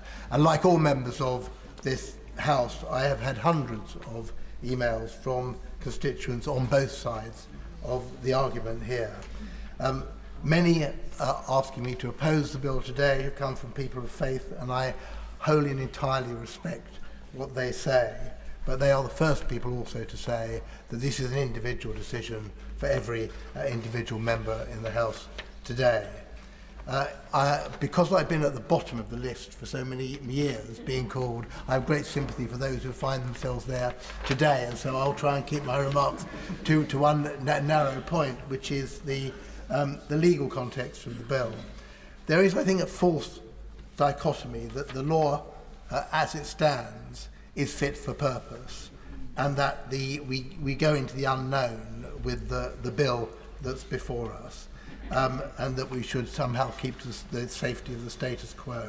I think that could not be more wrong. There are no safeguards in the current law. The only sanction against coercion is ex post facto. We are leaving it to individual DPPs, Directors of Public Prosecutions, to make decisions in individual cases after the event. And they take that job extremely seriously. Anyone who's heard Sir Max Hill, the last DPP, speak on the subject, and they have, at the instigation of the courts, set out, and I think we know there was an excellent Director of Public Prosecutions who set out the guidelines on this case. They have done everything that they can, but it is not their responsibility. It's our responsibility. And the courts, up to and including the Supreme Court, have made that clear. we assign in this bill a role to the High Court as part of the process, but we are the final decision takers here, and that's been made clear not only by domestic but international courts. And the European Court of Human Rights has said in every case that such matters that come before it that the margin of appreciation should be put into effect, and therefore they should not interfere with what the law as we decide it. So we cannot dodge our responsibilities here. I know we don't want to do that, but we have a duty to put into place the best law that we can, and that is not the law as it stands. There are three choices for people who want to end their own lives. They can go to Dignitas alone if they can afford to do that. They can attempt and perhaps succeed in suicide. They risk failing.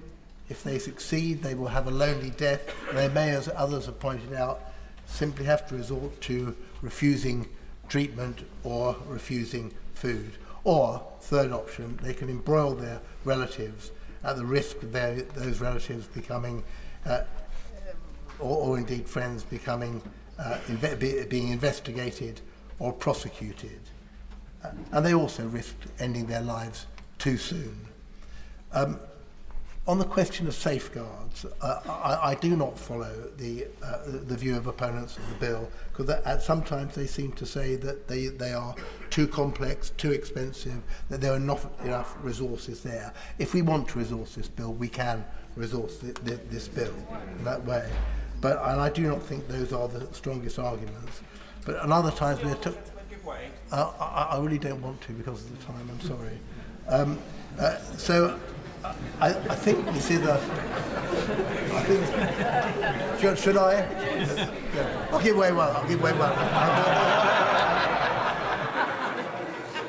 Madam Deputy Speaker, I thank the honourable gentleman for giving way. He talks a little about the safeguards, and I just invite him and the House to reflect on the COVID pandemic. And when a lot of safeguards around a lot of things were relaxed. And I worry that if we were to see another pandemic on the scale of what we saw in 2020, where the people might feel that they were doing something patriotic by getting out of the way, by freeing up a bed for a younger person, and I just invite him to reflect on that. I'll say that's with permission of the House. In practice, a terminally ill person will need to formally consider their decision at least 8 times under the provisions in this bill.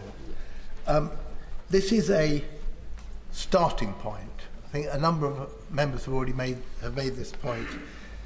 Already, I believe that this bill has had more scrutiny than most public bills that we consider, but we have up to 9 months before us to consider that further. Madam Deputy Speaker, all the practical and all the legal considerations here, I think, point towards this bill. It may well be amended to change the safeguards, to change the way that it operates, but we have the opportunity to do that. But at the end, that's not the decision for me. The decision for me is about 2 things. It's about human dignity and it's about agency. And I would like to think that even at the end of life, especially at the end of life, when someone may be at their obviously have their faculties, but maybe at their weakest ebb, that they can still exercise that agency, they can still make those decisions for themselves. They can have the longest life they can, and they can end that life in the way that is most beneficial to them, their loved ones and their family. That is simply not happening, and by voting against this bill today, you ignore those facts. One of them. Kit Malthouse. Mr. Speaker, when I was a child, my parents shielded me from death, and centuries of art and literature and religion taught me that death was something noble or even slightly romantic. When I became an adult, I learned pretty quickly that that was not the case. For far too many, it is anything but, certainly not noble.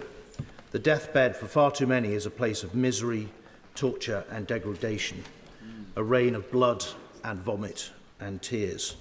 I see no compassion and beauty in that, only profound human suffering. And in 10 years of campaigning on this issue, I've spent many, many hours with dying and bereaved people that have time and time again reinforced me of that view. Now, I'm co-sponsor of the bill, and I'm chair of the All-Party Group for Choice, co-chair of the All-Party Group for Choice at the end of life. And I could give a speech that was going to promote the bill, but my honourable friend, and I do call her a friend, the member for Spen Valley, has done that remarkably well. So in my speech, I wanted to address some of the common issues that have been raised, and no doubt will be raised during the debate, with which I struggle. The first is, no doubt we're going to hear an awful lot about the overseas experience. Well, I'm married to a Canadian, and I can tell you they love their children just as much as we do. The idea that they, the Australians, the New Zealanders, the Spanish, the Austrians, care little for their relatives, or indeed for the wider society in which they live, is frankly offensive. And we should not pretend that somehow here we are special or different. They have thought as profoundly on these issues as we have over the last 10 years. And we can learn from them and design a system for our own sensibilities and culture as they have done too. They all have different laws on abortion, some of which we would not pass in this House. That doesn't mean to say we shouldn't have abortion laws here either. We are a 1,000-year-old democracy. We should be able to design legislation that deals with this issue for ourselves. The second issue that's been raised, with which I have struggled, is the issue of the impact on the NHS and on judges. These people are already dying. They are already in the National Health Service. They already are entitled to care. And even if you think there is an impact, are you seriously telling me that my death, my agony, is too much for the NHS to have time for? Is too much hassle? Or even the claim that it would overload the judges, that I should drown in my own fecal vomit because it's too much hassle for the judges to deal with. We send things to the NHS and the judges from this House all the time. Is anyone suggesting that we shouldn't be creating a new offence of spiking because the judges are overworked, which has come through this week? Of course not. They will cope, as they have done, with all sorts of things that we've sent from this House over the years, and we should not countenance the idea that some logistical problem is going to get in the way of giving us a good death to our fellow citizens. And then I wanted to address the notion, or address directly those people who are considering voting no, and to make sure that they are clear in their own mind that a vote against this bill today is not a passive act. There are two states of being on offer today, and I have to break some news to you. Whatever happens to the bill today, people with terminal illness will still take their lives. If the bill falls today, we are consigning those people to take their lives in brutal, violent ways, as they are doing at the moment, or for increasing numbers of our fellow citizens to make the trip to Switzerland if they can afford it. We know that between 600 and 700 people a year are killing themselves in violent ways, shooting themselves, throwing themselves in front of trains, taking overdoses in lonely, horrible circumstances. Many, as I say, are going to Switzerland. More than that are lying in hospital. I guarantee there will be somebody over the river in St Thomas's now who is refusing treatment and starving themselves to death because they cannot face what is in front of them. By all means. Would you agree with me that we had a choice today? We've come here today to debate assisted dying. We could have come here today to build cross-party consensus on how to finally, once and for all, fix palliative care in this country.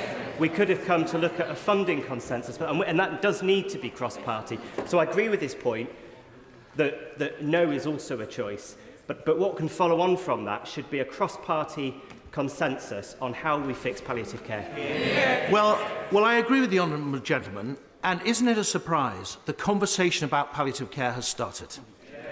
Right? We weren't having it before this bill came forward.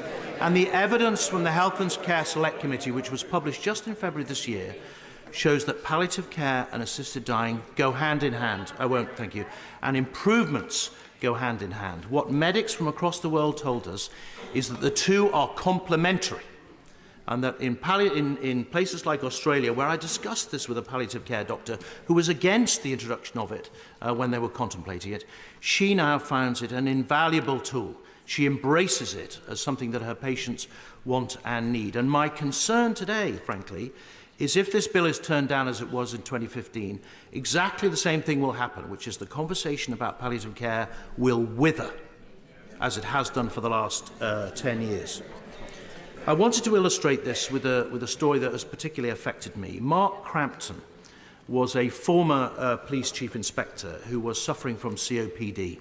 His COPD became too much for him, and so he informed his family that he was going to take his own life.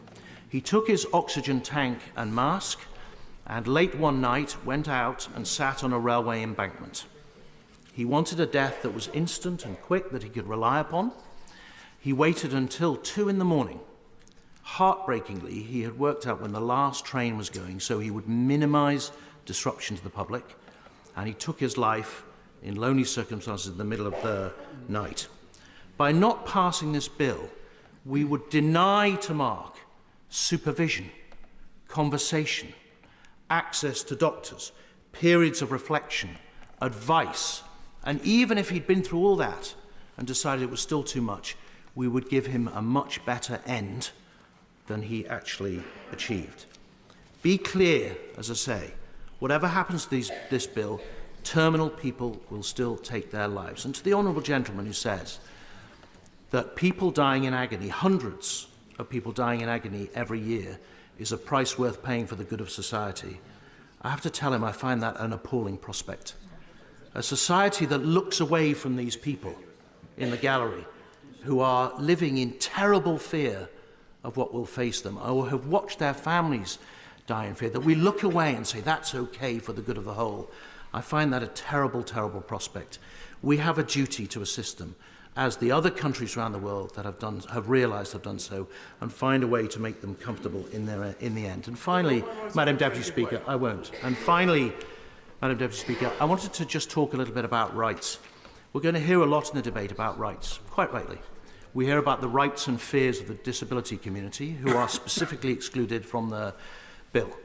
We hear a lot about the rights and fears of the elderly, who are also specifically excluded from the bill. We're even hearing about the rights of doctors, who are allowed to conscientiously object to participating in this process if they wish.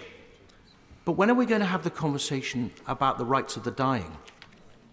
Where do we put them in the ranking of rights as they face their end? When do we grant them the autonomy and choice which so many of them have campaigned for over the years? And surely, as they're coming towards the end of their life, their rights have to be in the forefront of our mind. The last best gift that we can give them is control over the disease which is destroying them. If we don't pass the bill today, we are cornering all those people. We are trapping them with the law against their disease and consigning them to an end of torture and degradation which they do not wish to go through. As I said before, we are a 1,000-year-old democracy. It's not beyond us to design legislation that gives them what they want and protects those who we feel need to be protected. I want, like my right honourable friend, this choice for my constituents, but profoundly I want it for myself, and I want it for those people in the gallery who've been working so hard over the last decade to get us to change our minds. Please be clear, friends, that whatever happens today, terminal people will still take their own lives. All we are deciding today is how. With a reminder that there is no formal time limit, but if we wish to get members in, and as many as possible in, please could members constrain themselves to about 8 minutes. Rachel Maskell. Speaker, this is hard. With compassion, we search for ways to best alleviate pain and suffering and ensure those we love die in peace. Initiated by this bill, focus has rapidly turned to caring for the dying, optimising every moment of life that we want to hold on to, yet breaks us knowing that at some point we have to let go. This, the mission of Dame Cicely Saunders, founder of the hospice movement, Thankfully, most die in peace, but tragically, not all. Funding for palliative care has regressed against rising demand in an ageing society with growing comorbidities. Hospices are paring back services. Research by the Anscombe Bioethics Centre in Oxford highlights how jurisdictions with assisted dying fall down the rankings on palliative care, while promised funding never materialises. So when over 100,000 people, predominantly in poverty, from minoritised communities or based on postcode, fail to access any palliative care despite needing it, or for those that do, it's frequently overstretched services, unable to make timely or optimised interventions, or for the most, starts far too late, then tragic testimonies follow, as we've heard in recent days. We all know the NHS is under significant duress and just can't do what it should.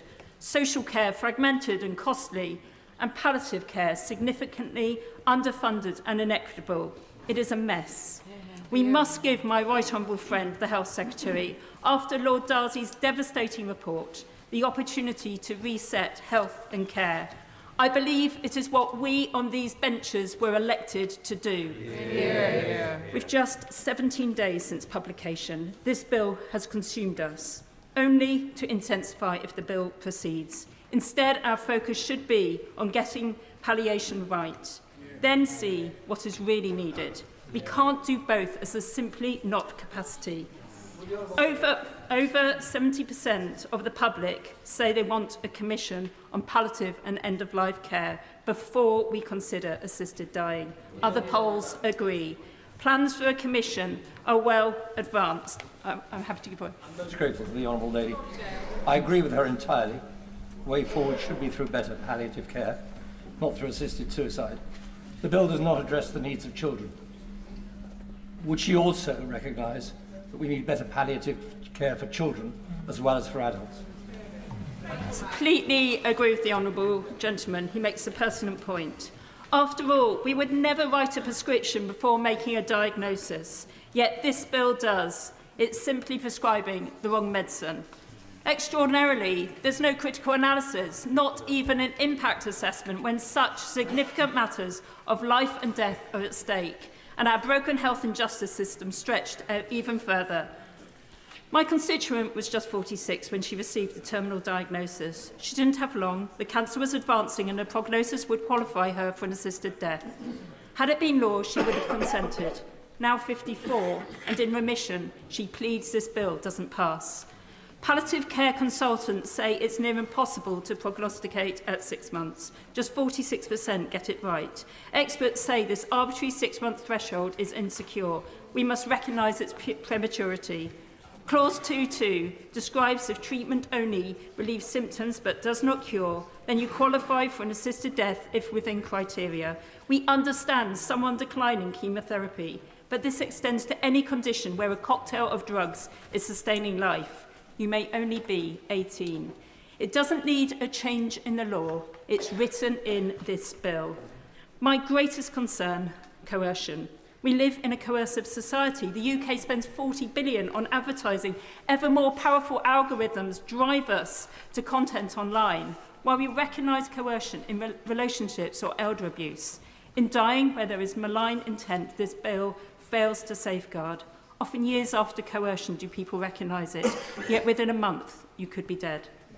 Malign coercion cases may be few, but as a clinician working at the fringes of life, my patients frequently said, I don't want to be a burden, or I'd rather the money went to the grandchildren than on my care, or somebody is more deserving than me. Intrinsic coercion is very real, not least where the law has changed, rapidly becoming an expectation verbalised as a duty to die. In fact, not wanting to be a burden is cited as a major reason to opt for an assisted death, alongside loss of dignity, loneliness and needing personal care. Yet every day, disabled people live in this reality. We fight in this House to take stigma, give dignity, equality and worth. It is why disabled people fear this bill. It devalues them in a society where they fight to live. Understand why Disability Rights UK opposes, why Liberty opposes. To push back against this bill It's the cause of the progressive, the libertarian, not just the domain of the conservative. In this bill, a doctor may raise an assisted death with their patient, clause 4.2. With the trust we place in doctors, not least when vulnerable, this is so significantly coercive. Suppose unconscious bias, well known in healthcare. And before you question that assertion, let me cite the industrial application of the Liverpool Care Pathway. And then 5.5 years after its ban, the COVID do not actively resuscitate letters. Evidence shows disabled and ethnic minority people experience bias in healthcare. If you stand for equality, you'll recognise the safeguarding failures in this bill, while not wanting to encourage suicidal ideation. In jurisdictions where there is assisted suicide, rates rise 6% higher. Then process. 2 separate doctors, possibly unknown to the patient, ask a set of questions. Capacity can take days to establish in the courts, but only needs a consultation. The same to assess coercion and prognosis. The doctors are proponents of assisted dying. Risk increases in closed environments. At least the Isle of Man is considering a parole board style approach. This bill doesn't. The documentation of the decision fails in its rigour, not even seeking the evidence for decision. It is passed to a judge. Sir James Mundy, former Family Division President, describes, I quote, a scheme which does not provide for an open and transparent process, on the contrary, permits a secret process which can give us no confidence that it will enable the court to identify and prevent possible abuses.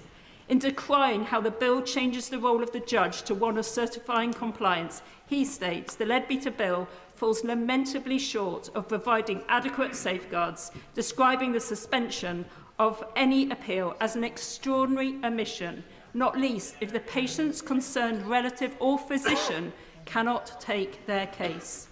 This is backed by Thomas T. QC, former Chief Coroner, who says the safeguards will not hold. They amount to nothing more than arbitrary restrictions with no rational foundation. Lord Sumption, former Supreme Court judge, highlights that once the law facilitates assisted suicide, it could be deemed discriminatory to deny others, disabled people, the same rights. Barristers say they'll take cases. They expect the law to change. Then, I'm going to press on. Then much relies upon regulations using the negative procedure, some the affirmative. Even if not prepared within 2 years, clause 42.3 says this Act will be fully implemented.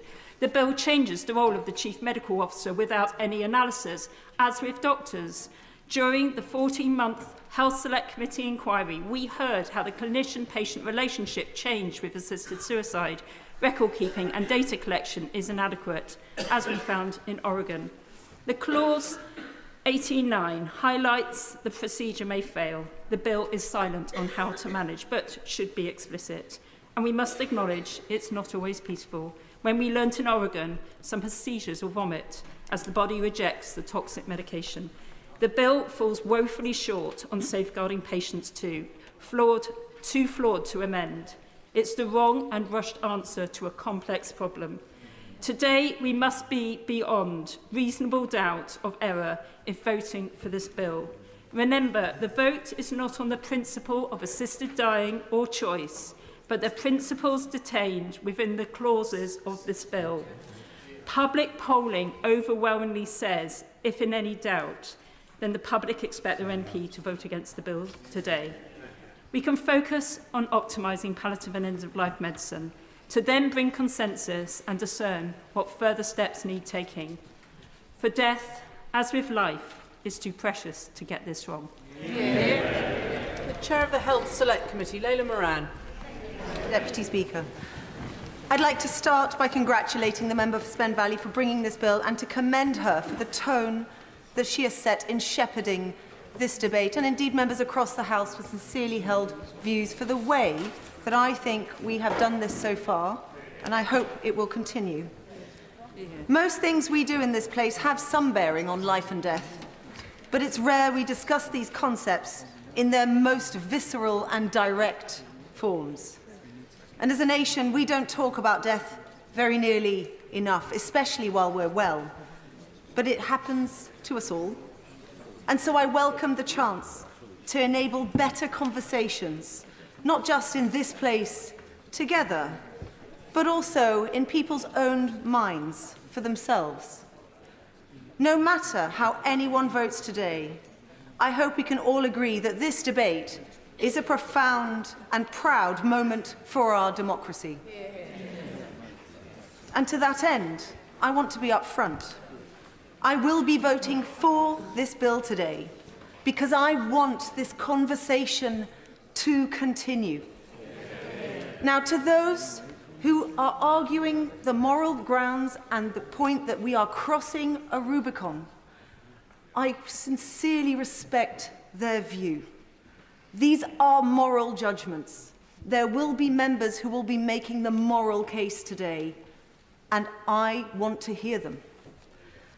But to those MPs who might be minded to vote for it on principle but are worried about the details, about how we might change a word here or the role of clinicians or MPs or whatever it may be, may I urge them to reconsider the question they're asking themselves today.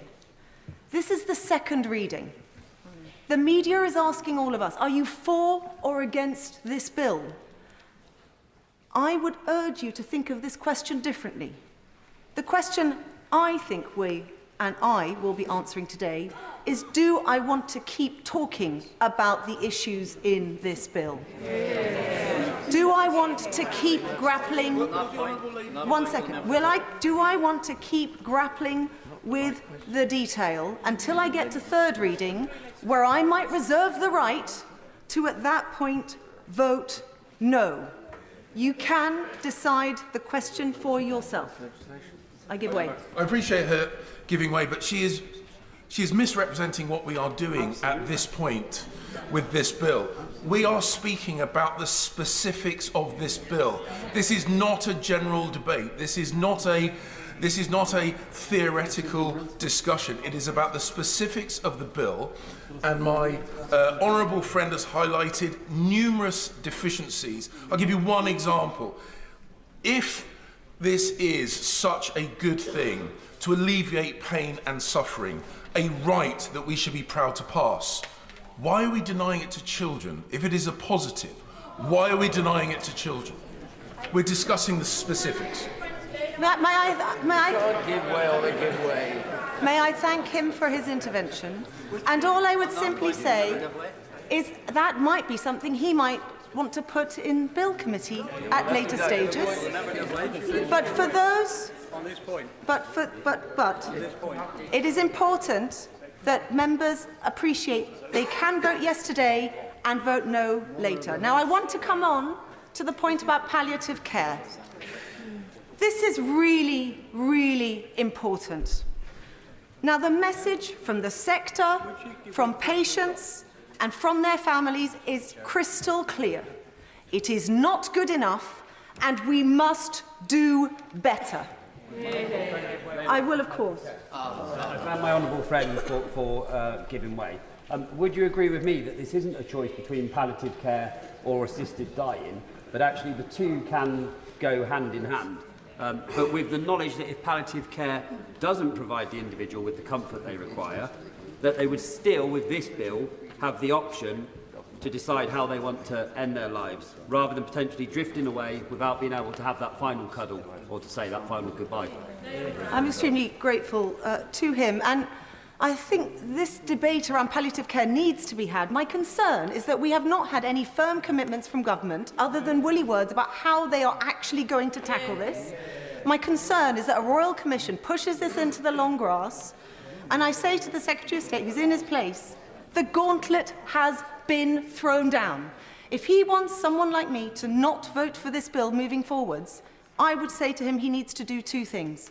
One is put firm commitments on palliative care on the table that resolve them within the next 1 or 2 years, but then also commit to afterwards bringing a bill like this back in government time. Without those firm commitments, I will continue to make the case for continuing to want to see progress. I will give way one more time. I'm very grateful to the honourable lady, and she and I come to this from different places.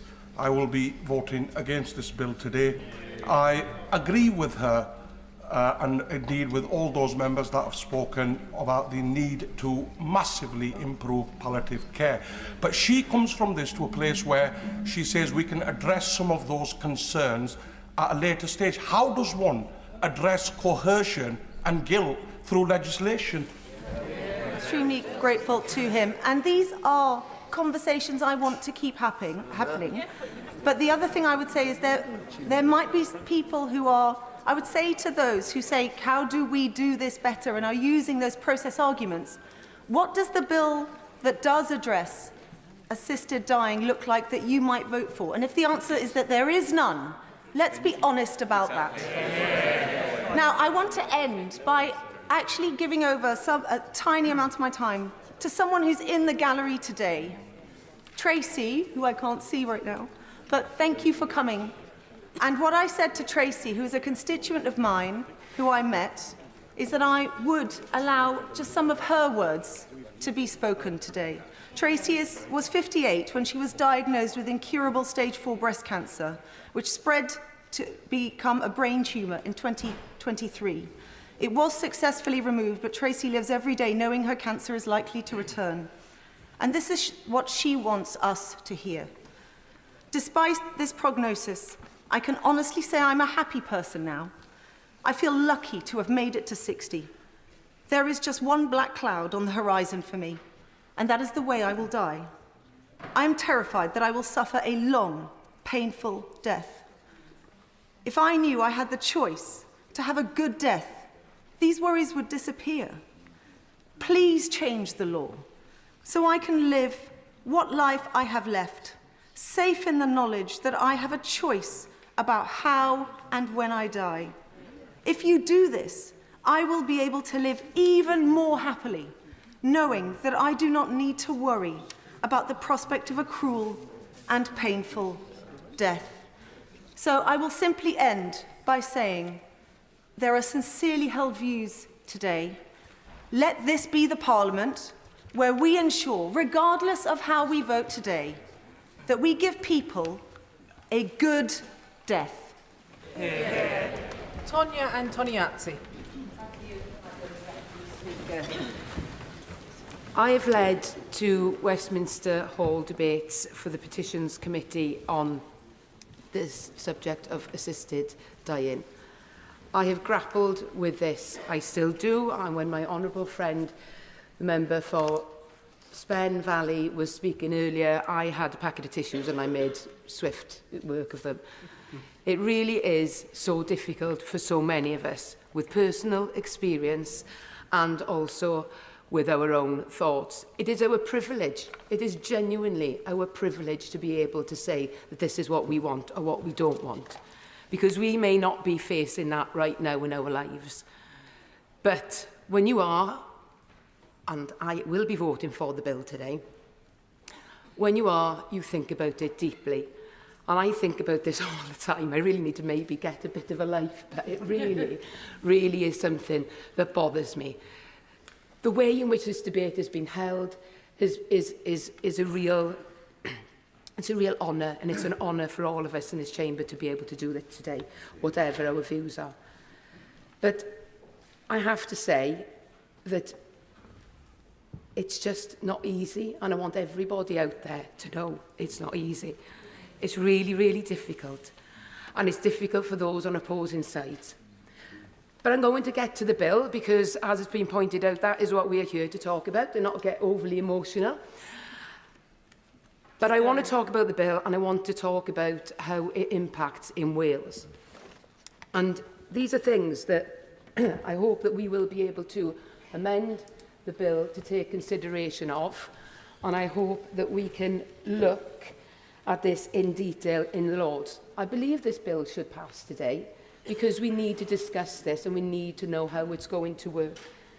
And as it's currently drafted, I think we are going to have to look to Welsh Government and to see if there needs to be a legislative consent motion, because it doesn't seem to engage with the Sewell Convention in a substantive way. And some of the issues that have been raised with me are that the bill places multiple duties on the Secretary of State in England around code of practices and providing assistance with the NHS. And the Welsh Government needs to be happy with the Secretary of State in England in deciding how services are provided within the Welsh NHS. And there will need to be an amendment, which I suspect will then engage with the Sewell Convention. The need for subordinate legislation to enact this bill is really complicated, and we need to see how this will be passed here in this place. And so there are issues around the code of practice, because some of them have devolved. And I just want to highlight that today, because we need to be mindful, regardless of the emotional stories that we are going to be hearing in this place. It does have an impact on legislation in Wales, and that's very important, that when this bill does go through, or if it does go through today, that those discussions are had, because everybody's lives matter and we have to get this legislation right. But on that note, Madam Deputy Speaker, I don't want to take up any more time, but thank you to all of my friends, and thank you to the Honourable Member for Spen Valley, because you have been an absolute gem. So thank you ever so much. Thank you. Dr. Ben Spencer. Thank you, Madam Deputy Speaker. Prior to my election to Parliament, as a consultant psychiatrist with a PhD in decision-making capacity, under Section 9(3)(b) of this bill, I would have met both criteria to be a medical expert assessor. So I've got a particular perspective as someone who, in different circumstances, might have been called on to do these assessments. I strongly believe that we should respect and support the right for bodily autonomy in people with full decision-making capacity, subject to the caveats that this does not cause serious harm to others. I argued for this when I was on the working group of the Independent Review of the Mental Health Act and on the Pre-Legislative Scrutiny Committee for the new bill, legislation which, amongst other things, aims to prevent people from coming to harm when suffering from severe mental illness. These reforms were debated in the House of Lords this week and demonstrate how Parliament should legislate in complex areas that balance individual autonomy and risk. In contrast, as a private member's bill, there is limited ability for scrutiny of this bill's provisions. It has had no independent review, no pre-legislative scrutiny, and no impact assessments. Many MPs support the principle of assisted dying but have concerns over implementation, resource implications and safeguarding, which is why I, along with other colleagues on both sides of the House, tabled a reasoned amendment to this bill calling for an independent review and consultation before a vote in Parliament to provide a third way through. And I'd like to thank the members supporting the amendment, particularly the members of Shipley and Twickenham, for their work and extensive and careful consideration of this area. While the general debate on assisted dying may focus largely on the principles, legislation must address the limits to and safeguards on consent. Should people be able to agree to a medically assisted death? If so, what, if any, restrictions should there be on people who can make this decision? Age, capacity, terminal illness, intolerable suffering. And then, what safeguards are there to uphold these limits and prevent abuse? Assessments by 2 doctors, judicial scrutiny. Given that the main argument I see in favour of assisted dying is the exercise of personal autonomy, I believe the most substantive issues we need to wrestle with are the limits that we set to it. Why is this bill limited to the terminally ill, and not those suffering, but not terminal? What even comes within the scope of terminal illness? As with the refusal of treatment and medication, conditions such as type 1 diabetes and HIV can be designated as terminal despite being fully treatable. There are many questions, but in this bill, the most prominent problem is that in a legal context, if the availability of assisted dying is limited to only those who are terminally ill, it is discriminatory to either those with or without terminal illness. Either their right to autonomy is greater than others, or the values of their life is worth less. We must also ask if can autonomy be exercised where there is no choice? If good palliative care is simply not available, can we really rely on this as a true and free decision? I would argue we can't, and this bill does not safeguard against coercion through state neglect. But I would usually always, but unfortunately it will impact another member speaking, so apologies. Perhaps fundamentally, for me, given my interest in capacity, is that we have not considered how much human decision-making is driven by altruistic intentions. I did it for my children is rightly a primary motivation for many in many settings. But as a society, are we comfortable with the decision to seek a medically assisted death to not be a burden to one's family or to save them money? This won't impact capacity. We can't pretend that capacity assessments are going to be a shield for these moral concerns. Where is the line, if there is one, between indirect coercion and the natural human responses in a stressed family unit looking after a sick loved one? Now, I believe legislation on assisted dying could be brought in that has fully reviewed and addressed these issues. But parliamentarians must deal with what we have in front of us today.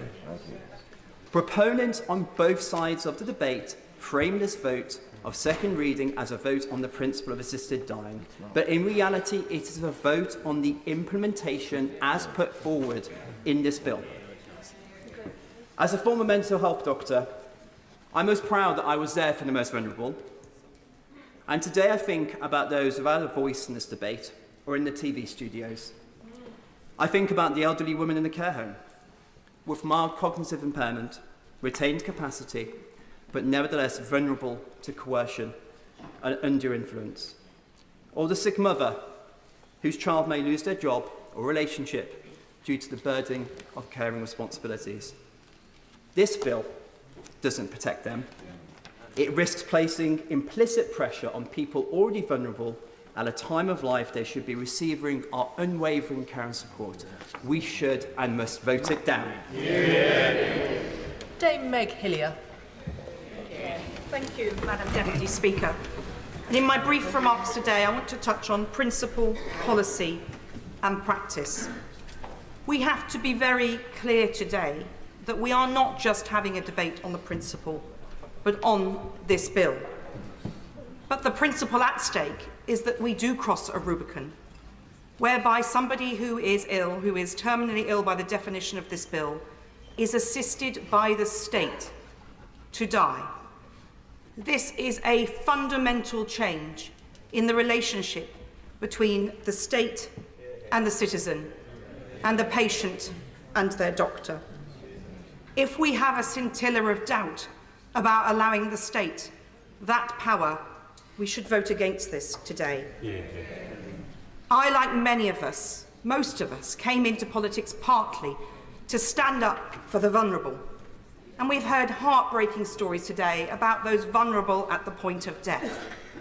We've also heard, and I concur completely with my right honourable friend, the member for Hackney North and Stoke Newington, about those who are vulnerable for other reasons, who could be coerced or persuaded down this route.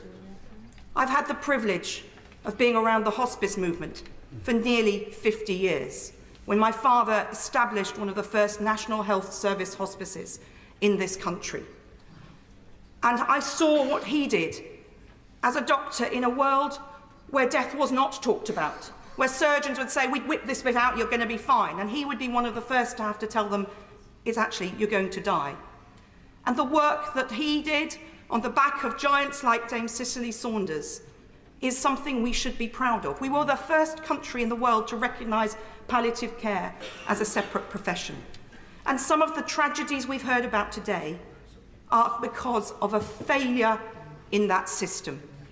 And a failure in palliative care and support is not a reason to continue. And I have a personal experience.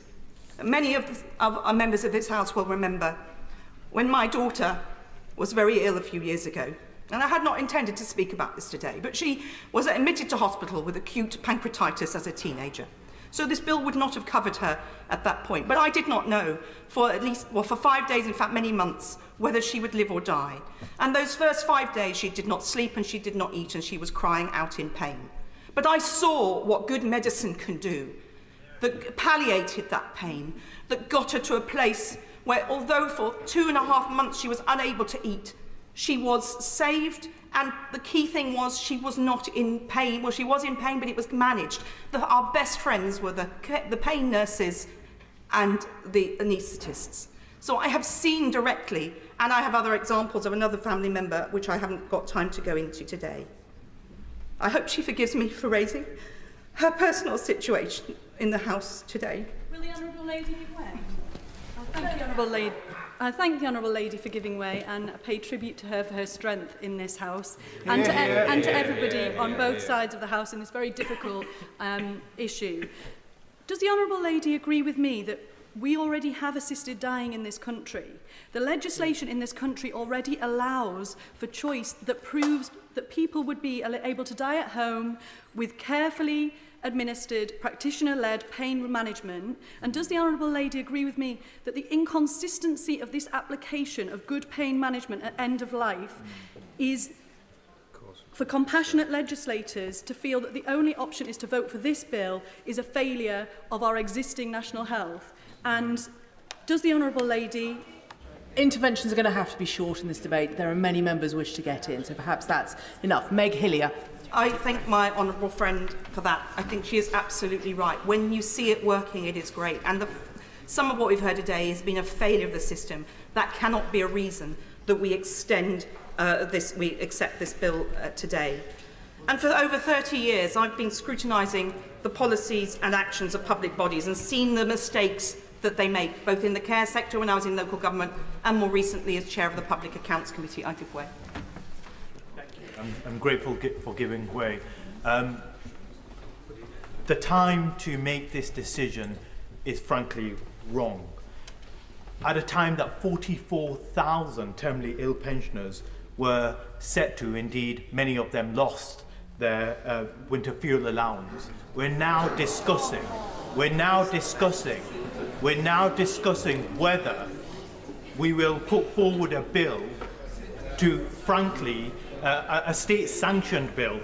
The taboo that many of us are reluctant to talk about are... Meg Hillier.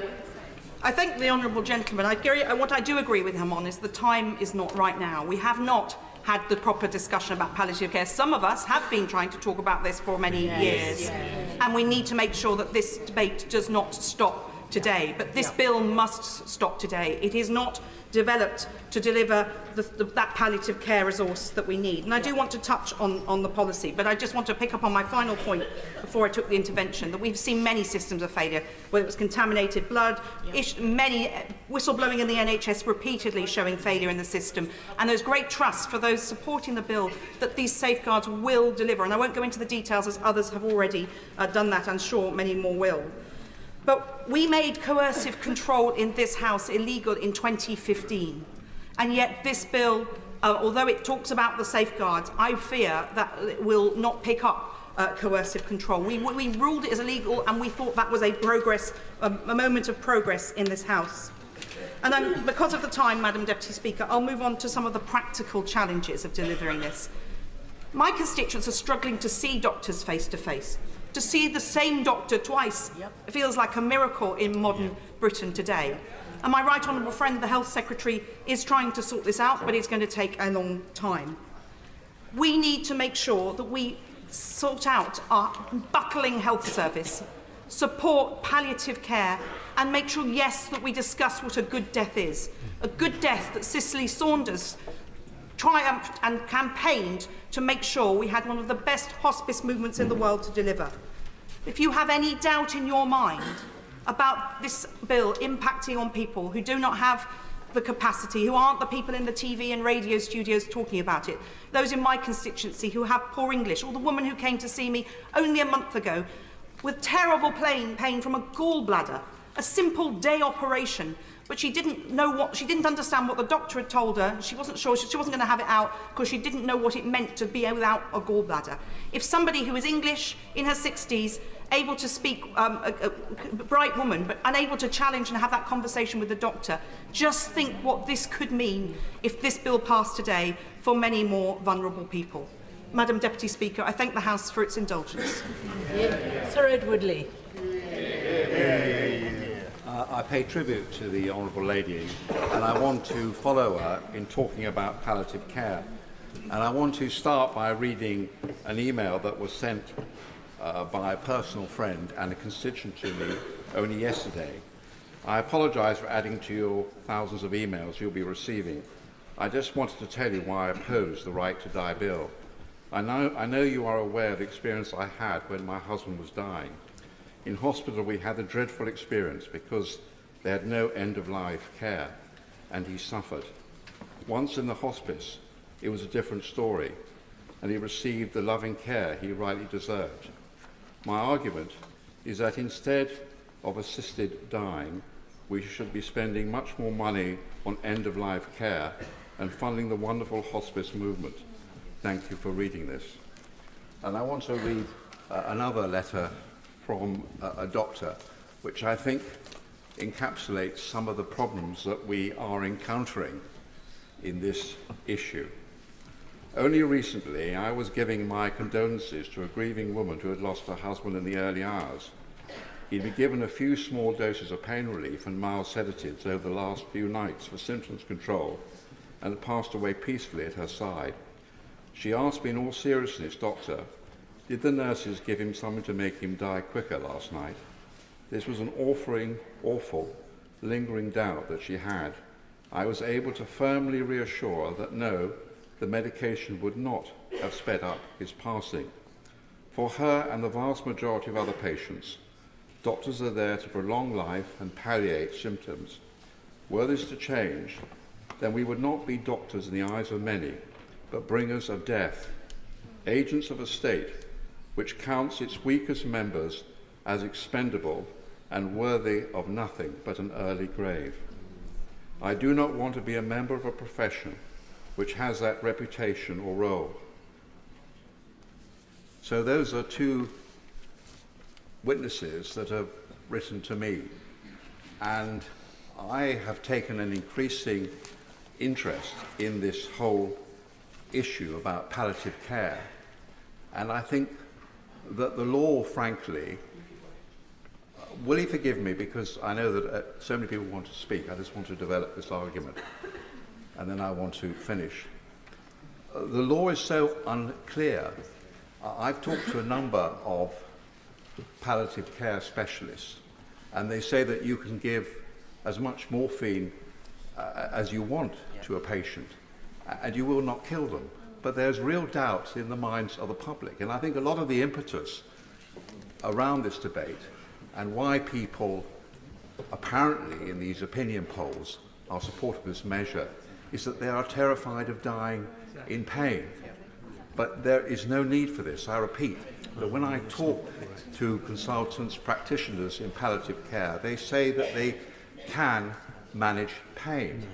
But I was very struck by an email which was sent to me again from a constituent, a very touching email, which actually supported this bill on the grounds that when his wife was dying and he was begging the doctor in the National Health Hospital to give her more morphine, he said, if I did that, I would be breaking the law. Now, I can see the Health Secretary sitting there. I really think that if we are going to have a serious debate about this, we really do need to have something equivalent to a Royal Commission to actually determine what doctors can or cannot do. And it is absolutely essential that we really reassure the public, and there is tremendous interest in this, and there's huge doubt, and many people are conflicted, and we've heard many moving stories about people's fear of dying in agony. But until we clear this up, I don't think that we can make the progress that this issue deserves. So, yes, we have to fund our hospice movement seriously. It is very worrying that we're going to fund the NHS to fund death, but we're not adequately funding our hospice movement. So before we take this momentous decision today, and I think we've got to be realistic about it, if this bill was to pass at 2:30, that would be it.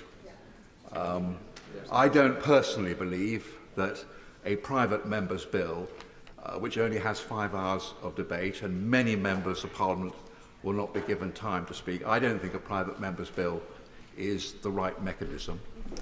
Now, in the last Parliament, I know that this was a very different issue, but we were discussing a certain subject we all know about. In the last Parliament, we had hundreds of hours of debate, questions, scores of civil servants were crawling over the issue. Surely this is even more important. Surely we should have had more than just 2 or 3 weeks to consider this bill. We should actually be looking at the detail. The devil is in the detail in terms of possible coercion and the facilities available to the hospice movement, the issues that I've talked about, the law which is unclear about how you can or cannot relieve pain. Can we just not pause a moment? And really, those are the practical points I want to make. This is so important. The future of so many vulnerable people are at stake. And I really was very struck by the comment which was made earlier from those benches, that we can't consider this just in terms of individual hard cases, but in terms of society as a whole. What sort of society are we? Are we a society that loves our NHS, that loves life, that loves caring, that loves the hospice movement? Or are we a society which believes that there is despair? So I will be voting for hope at 2:30, and I will be voting against this bill. Dr. Peter Prinsley. Thank you, Madam Deputy Speaker. I asked the ENT nurse I've worked with for 20 years about assisted dying. She said it's an essential change, no doubt in her mind. Like me, she's seen the unbearable distress that some head and neck cancer cause. And she knows of the very difficult deaths of some of our patients, despite excellent palliative care. This is the experience which has changed my mind. When I was a young doctor, I thought it unconscionable, but now I'm an old doctor, and I feel sure it's the right change. I have seen uncontrollable pain, choking, and I'm sorry to say, the frightful sight of a man bleeding to death whilst conscious as a cancer has eaten away at the carotid artery. This is called a carotid blowout. I know the terrifying loss of dignity and control in the last days of life. I'm speaking here of people who are dying, not people living well who have chronic or terminal diseases. We're talking here of people at the end of their lives, wishing to choose the time and place to die. This is not some slippery slope. We are shortening death, not life, for our patients. This is not life or death. This is death or death. Coercion and manipulation have been spoken about and are no doubt feared. But I think the danger of no change to the law is a greater fear for those who are dying and wish to have choice. The very real fear of loss of dignity and control are at the heart of it. Do not underestimate this. There are strict safeguards in this tightly written bill, and I fervently hope there will be the opportunity to refine these as the bill progresses. Will you give way on that point? Sure.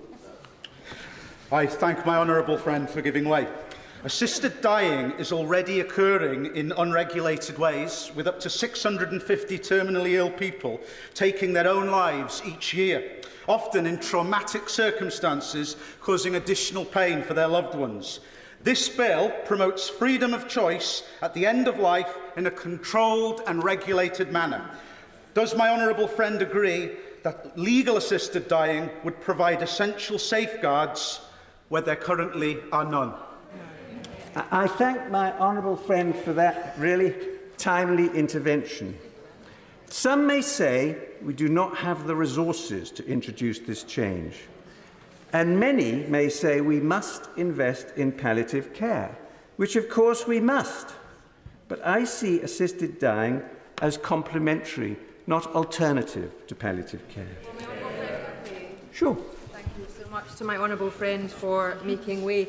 And he spoke earlier about coercion very briefly and the very well-held fears that many of us have in this House about the risk of coercion, particularly to vulnerable people. I wonder what my honourable friend makes of the fact that in Washington state, where the relevant law is restricted to terminally ill people like this law, last year 59% of those who went through with an assisted death did so because they feared being a burden to, I quote, family, friends or caregivers. And in Oregon, the figure was 43% last year. Well, I thank my honourable friend for that intervention, and I respect her report of the statistics, about which I have no further information. Mr. Speaker, colleagues know the gravity of the law we are discussing and might feel the moral weight of such a change is simply too great to bear. They may fear that our wisdom is insufficient, but I urge us to be brave today and allow this bill to progress in the new Parliament. Finally, a prison chaplain told me only this week of a gentle old man he met in prison, serving life for agreeing against every instinct in a last act of love to suffocate his wife, who was dying in uncontrollable agony. We are a compassionate people, and we can do much better than this. Thank you. Colleagues will realise we only have a few hours to go, and without absolute speaking limits, if colleagues could keep their contributions to shy of 5 minutes, I'll do my best to get as many people in as possible. I call Tim Farron. Thank you, Madam Deputy Speaker. The motives of those proposing this bill are grounded in compassion. And in the heat of this debate, I want to seriously acknowledge this, particularly in the person of the Honourable Member for Spen Valley, who has conducted herself with great dignity throughout this. Neither side has a monopoly on compassion. I personally will always be affected by watching my mum suffer at her death at the age I am now. So let us not think badly of one another's motives. Let us instead be courteous and let us be curious. My opposition to this bill is grounded in compassion. To legalise assisted dying is to create the space for coercion that will undoubtedly see people die who would not otherwise have chosen to do so. There are no safeguards in this bill that will prevent this. Indeed, to be fair, to be fair, none would be possible even if we weren't going through this hasty process. First, there is the risk of self-coercion. Many of us will have had older relatives who've uttered words similar to, "I am a burden to you, you'd be better off without me." So we know, don't we, all of us reasonably, instinctively, that people will present, make it as making a sovereign choice, but it will be a choice born out of coercion.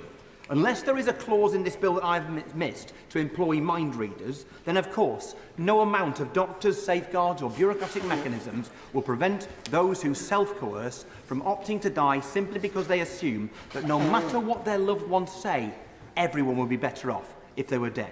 To add to the stats that we just heard from the Honourable Member just a moment ago, in Canada, we know that more than 1 in 3 people opting for assisted dying gave the reason for choosing to die that they felt they were a burden on others. Honestly, I don't see we need any other discussion to push us into the no lobby than that clear evidence from where it's legal elsewhere. Secondly, there is coercive control, also being touched upon. In this Parliament, in the last Parliament I should say, we passed groundbreaking and long overdue legislation on domestic violence. As society's understanding of this often hidden evil has developed, our eyes have been opened to one horrific factor in particular, that of insidious, manipulative, coercive control. Thousands of people have been and are today victims of those who seek to manipulate their will, take over their lives and coerce them into believing that the perpetrator's will is actually their will. We know, all of us, through our constituency casework of people who have been victims. One common theme is that victims often did not realise that they were being controlled until long, long afterwards. It can take years for the penny to drop. I do not need to spell it out then, do I, that those coerced into choosing assisted dying, for them, that penny will never drop. They will no longer be with us. And third, people will choose assisted dying because of their pain when they wouldn't do if their pain was properly managed. Here is where the evidence from other countries becomes truly disturbing. In fact, terrifying. The countries in Europe without assisted dying increased palliative care investment in the last decade by more than 3 times more than those who had legalised it. In the United States, those states without assisted dying saw an increase in the size of their palliative care teams that was also 3 times greater than the increase in those US states that had legalised it. This is clearly no accident, no coincidence. Indeed, the group that has contacted me most vociferously against this bill have been palliative care doctors. I'm happy to give way. I thank the honourable member for giving way, and we're having this discussion today, and I have to pay tribute to the honourable lady for the way in which she's conducted this, but we're having this discussion in a sense that almost implies that palliative care right across the UK is of the same excellent standard everywhere, and I have to inform the House that it is not, and it is of deep regret that that is the case. I also want to say that I feel that I cannot stand by this today because there are many vulnerable, marginalised people that will be impacted by this. I want to support life, I want to affirm life, and I also want to do that with dignity. I do thank my honourable friend for her very important and powerful intervention. Those palliative care doctors who've been in touch with me know that to opt for legalised assisted dying is to not opt inevitably to divert resources away from palliative care. That is the evidence. I spoke to one of those palliative care doctors this week. She works in a hospice. She said the only patients I care for are those who are dying. All of us know what's coming. Assisted dying means a shift of focus away from helping people to live in dignity and comfort towards simply helping people to die. And then, Madam Deputy Speaker, it becomes a self-fulfilling prophecy, because let's not kid ourselves, palliative care is a postcode lottery in this country, especially for the poor, especially for the old. If the motivation of those who choose assisted dying is to end their pain, you can be certain, and I mean absolutely certain, that those NHS trusts with the weakest palliative care offer will be those with the highest incidence of people choosing to die. In other words, it was not really their choice at all. An observation made to me by one senior oncologist just last week was that there are fewer, more stressful situations in a person's life than to be given a terminal diagnosis. I remember being with my mum as she was given hers, to be told you are going to die. She then, the oncologist in question, explained that amongst terminally ill people, there is a vast amount of severe but undiagnosed depression and psychological illness, similar but distinct from the danger of self-coercion. There is nothing in this bill to safeguard against people who suffer like this from choosing to die before their time. Yet in so many cases, it will actually be people's mental health leading them to choose to die, and not mainly their physical condition. We simply cannot be all right with this, because here we are, on the precipice of agreeing to sanction and support the deaths of people in despair. A society has chosen a dystopian and contagious path if it chooses to facilitate the death of those who have a terminal illness rather than standing with them, weeping with them, valuing them and loving them against the desolation that any of us would feel if we were given a diagnosis of that sort. No wonder that the government's own suicide prevention advisor is strongly opposed to this bill. So finally, while I totally respect many of my colleagues in our corner of the House, my fellow Liberals, will take a different view, I am opposed to this bill because I am a Liberal. Libertarians believe that personal liberty is so important that there can be no fetters upon it. But I'm a Liberal, not a Libertarian. I believe that freedom is essential, that the rights of the individual underpin a decent society, but that my rights must be held in check if they nullify your rights. Since we know, and we really do know, that to legalise assisted dying is to permit people to die who will self-coerce, to permit people to die as a consequence of manipulative coercive control, to permit people to die outrageously, not because of a real sovereign choice, but because of a heartbreaking Hobson's choice due to inadequate palliative care, then I have no right to impose that ultimate and most appalling constraint on the freedom of the most vulnerable people in our society. So I urge all of us to stand in defence of those most vulnerable people, to defiantly defend their liberty, to make a renewed commitment to world-class palliative care and to human dignity, and to reject this bill. Please, through consideration to colleagues, shy of 5 minutes, please. Marie Tidball. Thank you, Madam Deputy Speaker. Today's decision has been one of the hardest that I've had to make. In my career in disability law and policy, I chose not to focus on debates about whether disabled people should be born or whether we should die. Instead, I focused on enabling disabled people to live better, more fulfilling lives. Today, I find myself voting in a way that I thought I never would. I will be voting in favour of moving the bill to the next stage of the legislative process. That has been a difficult journey for me. I've arrived here by looking at the evidence, reflecting on my own lived experience and listening to the many constituents who've written to me in support of the bill, sharing their compelling and tragic stories of death. Death which didn't come with dignity or respect. In reflecting on my own life, one moment from my childhood stood out. When I was 6 years old, I had major surgery on my hips. I was in body plaster from my chest to my ankles, in so much pain and requiring so much morphine that my skin began to itch. I remember vividly laying in a hospital bed in Sheffield Children's Hospital and saying to my parents, "I want to die. Please let me die." I needed to escape from that body that I was inhabiting. That moment has come back to me all these years later. That moment made it clear to me that if this bill was about intolerable suffering, I would not be voting for it. I have subsequently had a good life, a fulfilling life, a life where I've worked towards ensuring disabled people are valued by our society. But that moment also gave me a glimpse of how I would want to live my death, just as I've lived my life, empowered by choices available to me, living that death with the dignity and respect and having the comfort of knowing that I might have control over that very difficult time. For so often, control is taken away from disabled people in all sorts of circumstances. In order to ensure that there's compassionate choice at the end of life, it is right that this bill is tightly drawn around the final stage of terminal illness for adults and includes the strongest safeguards. The choice of assisted dying as one option for adults when facing 6 months terminal illness must be set alongside the choice of receiving the best possible palliative and end-of-life care, or it is no choice at all. Having analysed the bill closely, therefore, there are changes that I would want to see at committee stage to strengthen those options and ensure that the way that choice is presented by medical practitioners is always in the round.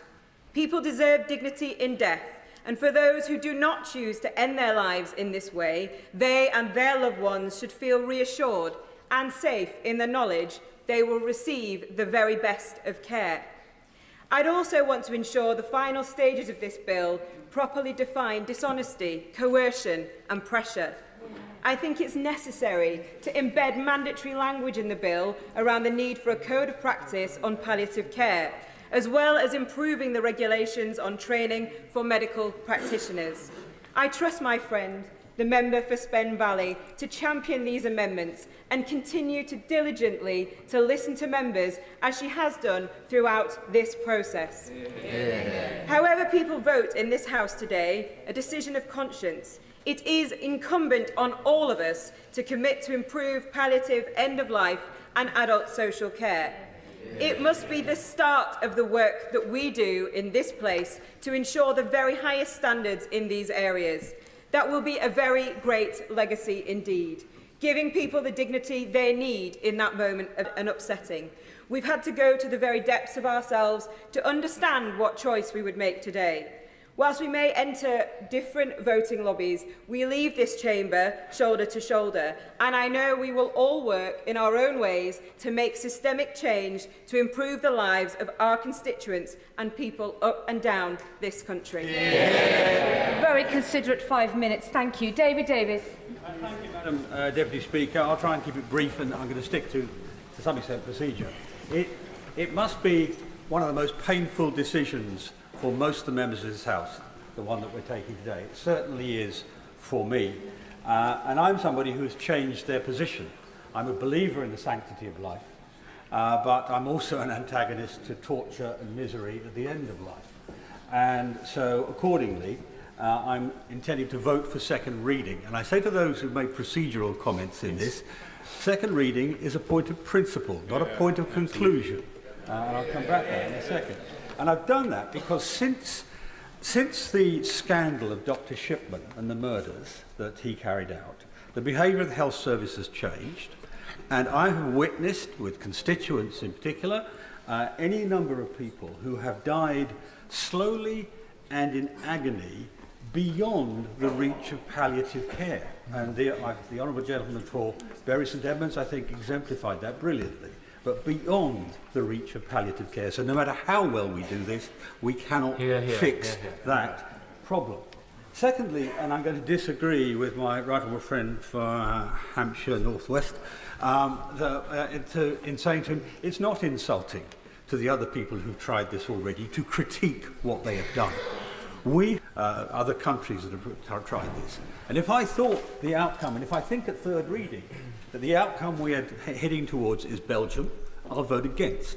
If I think it's Canada, I'll probably vote against. If it's Australia, I'll vote in favour. And that's what the next stage of this process is about. Now, this bill has got, and I'll say to both the sponsors, that it's got a number of areas they know that I think they have to put right. About a dozen, in truth. I'll pick one because no, I'm afraid not. 5 minutes. Huh? I'll pick one because it's technical and awkward. Section 4.2, I think it is, of the bill, appears to give doctors the right to initiate this process. I do not want the state initiating this process. So that is a critical thing for me. So I'm making the point really that the decision on second reading is on principle, not on outcome. Now, the Honourable Lady has said she's going to work very hard to make committee work, and I'm sure she will, and she may succeed. But I want to say this to the government. I understand perfectly well that they're trying to maintain a route of strict neutrality, but there is a distinction here between neutrality and responsibility, and I think they need to focus on the issue of responsibility. This bill is more important than most of the bills in your manifesto. And I'm not trying to be rude. It's more people in the dog and duck, or there's the Honourable Member Clacton here.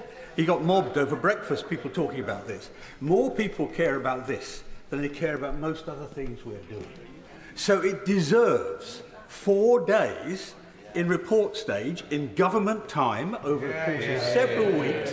We don't need a Royal Commission. This House can do this, but it needs to be given the option to do it. So I say to the government, the path of responsibility is give us the time to get this right. And if we get it right, it'll be one of the things we can be proudest of in the coming years until we eventually leave this place. So, I reiterate, I want this bill to succeed. It's more important than most bills we handle. It can't be dealt with in 5 hours and a few hours in committee, so I'm going to vote for it today, but I want the government to help me be able to vote for a good bill at the end of this. Please face the speaker so we can pick it up on the microphone. Anna Dixon. Deputy Speaker, and I am honoured to have been called in this debate. It's been particularly moving to hear contributions from across the House. The feelings for me have been particularly raw as I've witnessed my close friend Sharon dying of cancer over the last few months at just aged 55. She had good access to palliative and hospice care, died at home with her sister and niece. But even with this support, her final days were difficult. And her sister wrote to me. She was highly distressed. Every day she said she'd had enough and wanted to die. It was very undignified for her and it was heartbreaking to observe, but be powerless to help. Each story that we hear of loss and grief is unique. As legislators, we must consider everyone who will be affected both directly and indirectly by a change in the law. The public and the courts are rightly looking to Parliament to answer the question of whether physician-assisted suicide should be a legal option. Madam Deputy Speaker, it is incumbent on us as parliamentarians to do the job properly. I, like many other members, have spent the past weeks listening to constituents, professionals in my Shipley constituency and experts in this place. And I have read numerous reports and articles. As well as the moral and ethical dilemmas, there are many complex legal and practical considerations that need careful examination. And I take a different view from the Right Honourable Member for Pooland who's just spoken. I do also welcome the reassurances from the Honourable Member for Spen Valley and her commitment that the Bill Committee should take evidence, but I am not confident that a private member's bill process will be able to adequately address them, and that is why I co-sponsored the cross-party amendment led by my colleague, the Honourable Member for Runnymede and Weybridge, to call for an independent review, a systematic public consultation on these legal changes and an independent assessment of the provision of palliative care. With a background in health and social care, Madam Deputy Speaker, and specifically ageing, I'm particularly mindful of the context of this bill, and I'd just like to make three very brief observations that concern me. Inequalities in access to palliative and end-of-life care, we've heard that many times. Some 100,000 people, according to Hospice UK, die each year who could benefit from end-of-life care who don't receive it, and those who are non-white and from lower socioeconomic backgrounds are less likely to get care. So unless terminally ill people are confident of access to high-quality end-of-life care, how can they make an informed choice about assisted dying? I believe that investment in palliative care must come before a change in the law is implemented.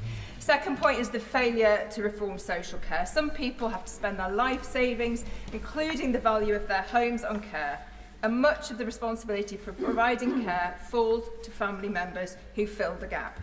Older and disabled people with a terminal illness may feel an unspoken pressure to go down the route of assisted dying, to protect their inheritance or because they don't want to be a burden. And there is a real direct risk of coercion. Annually, there are 400,000 cases of domestic abuse against older people in England and Wales. My third concern is the NHS is on its knees as outlined in the Darcy report. An impact assessment is needed to fully understand the cost of implementation to the NHS. Do we have the doctors? What additional training is required? What is the opportunity cost of the necessary but lengthy process of establishing consent, capacity and absence of coercion? Without this, we risk making dying legal but find it only available to those who can pay. So, Madam Deputy, I want to conclude respect to the fact that many colleagues want to speak. I recognise that people can benefit from a potential change in the law. People like my friend Sharon, for whom palliative care was unable to relieve her suffering. However, there are also many who could be put at risk by a change in the law. Other direct and indirect costs and consequences that need to be weighed up. I believe we should adopt the precautionary principle in this case. Without a proper public consultation and a detailed examination, I will be unable to support this bill today. Thank you. Cara Lockhart. Thank you, Madam Deputy Speaker. Like many others across the House, I come to this debate with personal experience. Many of us have been at the bedside of a loved one as they have neared the end of their life, and that for me was on the 11th of June 2023 when my dad's earthly journey ended. Terminally ill for 5 years, a painful, aggressive cancer, yet a faith that sustained him and a health service that sought to support, care, comfort and preserve his life. Consultants and medical staff who went over and above to ensure that he got every opportunity to see his family and particularly his grandchildren grow up. Did I want to see my dad suffer? Absolutely not. But equally, those difficult times provided us with an opportunity to care for and express for a love for a person whose life we valued. The root of my conviction is this: life in all its forms is of inherent worth and value. And while I have come to that conclusion partly because of my faith, like everyone across the House, I have listened carefully to the evidence in coming to my conclusion on the danger this bill represents. Each individual person is of extraordinary value, not because of their capacity, their intelligence, their appearance, or for any other reason than they are human.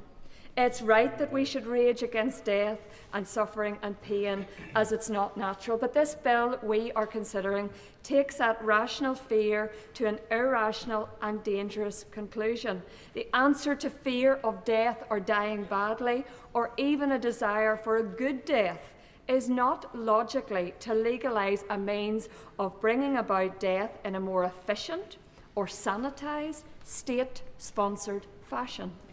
Madam Deputy Speaker, we are having the wrong debate today. What we should be debating is how, as a society, we can improve an individual's end-of-life experience through improved investment in end-of-life and palliative care and the very best medical or hospice facilities. I strongly support efforts to this end towards improving how we provide for those who are suffering in their final months of life, rather than seeking to end their life more quickly than is necessary, as this bill aims to do. Tragically, at the moment, 1 in 4 people do not have access to the care they need at end of life. Many are unable to see their GP and get the pain medication they need as they face their last few months. A broken system, one which the government has pledged to fix, and surely it should be a priority rather than introducing a state service that ends life. We need to debate how to properly fund the healthcare system we have, but this bill halts this and will divert much needed funding for better palliative care into ending life and not preserving it. Madam Deputy Speaker, in summing up, the bill before us undermines the foundation upon which our NHS is built to preserve and to protect life. It's not about individual pain, it's about a societal change that ends and devalues life. It puts the lives of marginalised and vulnerable people across our communities at risk with wholly inadequate safeguards against coercion. It will, as has been the case in every country where such legislation has been introduced, see the rapid expansion of eligibility of criteria. It can't protect against the unreliability of a terminal diagnosis. It doesn't guarantee a good death when you look at the complications associated with the drugs used in places such as Oregon. Death is final. Madam Deputy Speaker, today I have stood up for what is right, told the truth and warned of the dangers of this rushed and ill thought out bill. I would urge the same honesty from those who support it. This is not the answer to end-of-life care, and that's why I and my DUP colleagues will be voting against this bill today. Hopkins. I'm very glad to have the opportunity to speak in this hugely significant debate today and to support my honourable friend, the member for Spen Valley, as a co-sponsor of this bill in support of choice at the end of life. I've spoken many times about assisted dying and the desperate need for reform to the law since I came into this place 5 years ago, and I believe this bill today is a landmark opportunity to change the status quo once and for all, so that mentally competent, terminally ill adults have the right to choose a peaceful, safe and compassionate death. We hold a responsibility in this place to legislate for all people across the United Kingdom, for society, and the overwhelming opinion of the public is clear. A poll conducted earlier this year found that 75% of people would support a change in the law to make it legal for terminally ill adults to access assisted dying in the UK. The current blanket ban on assisted dying forces terminally ill people to suffer against their will as they near the end of their life, while loved ones watch on helplessly. Some choose to avoid this fate to seek assisted death abroad, but that comes at a substantial cost of around £15,000 to travel to Switzerland for that purpose, which highlights the systemic inequality where only those with the financial means have access to a choice over the timing and manner of their death. I will continue, I'm afraid. As a humanist, I believe we have but one life and that we should live it well and make it meaningful. I believe that individuals should have autonomy in life and similarly at the end of life. I also believe that every person should have agency and the right to die with dignity and a safe and painless death on their own terms, subject, of course, to strong safeguards. And I believe the bill has stringent safeguards. Yeah. And whilst my humanist beliefs have contributed to my view, personal experience when young sparked my initial questions around the manner in which our life ends. My grandfather, Harold Hopkins, was an optical physicist and is remembered as one of the most innovative scientists of modern times. Many of his inventions are in daily use throughout the world, including zoom lenses, coherent fibre optics and rod lens endoscopes, which revolutionised modern keyhole surgery. But unfortunately, he was immune to the grip of cruel terminal illness, and my grandfather sadly suffered greatly in the final weeks of his life while battling prostate and secondary cancers. Rendered blind during his final days, which was a cruel irony for a man who did so much to advance optics. But actually it was the haunted look on my father's face when he arrived home, having spent the final few days with Harold in terrible pain and suffering before he finally died, that had a lasting impression on me. And that surely, in a modern society, if we are able to live a good life, we must be able to have a good death. Yeah.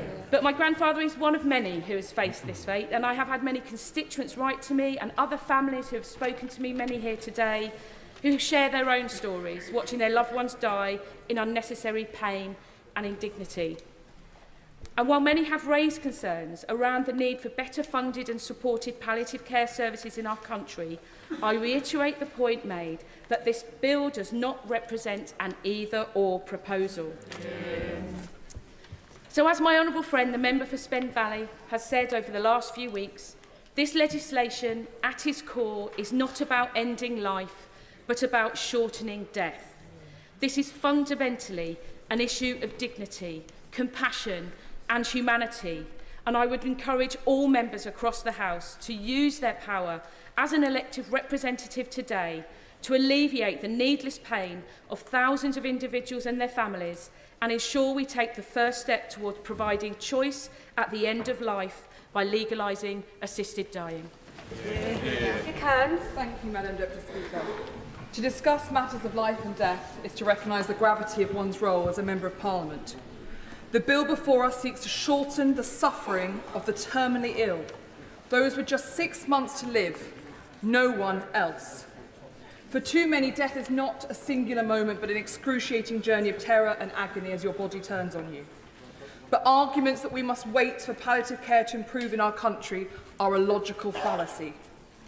This bill does not prevent us improving our palliative care system, and contrary to what has been said today in this chamber, in evidence to the Health and Social Select Committee inquiry, Hospice UK said it would be totally inappropriate for us to suggest or even imply that hospice and palliative care services can somehow address pain in all circumstances.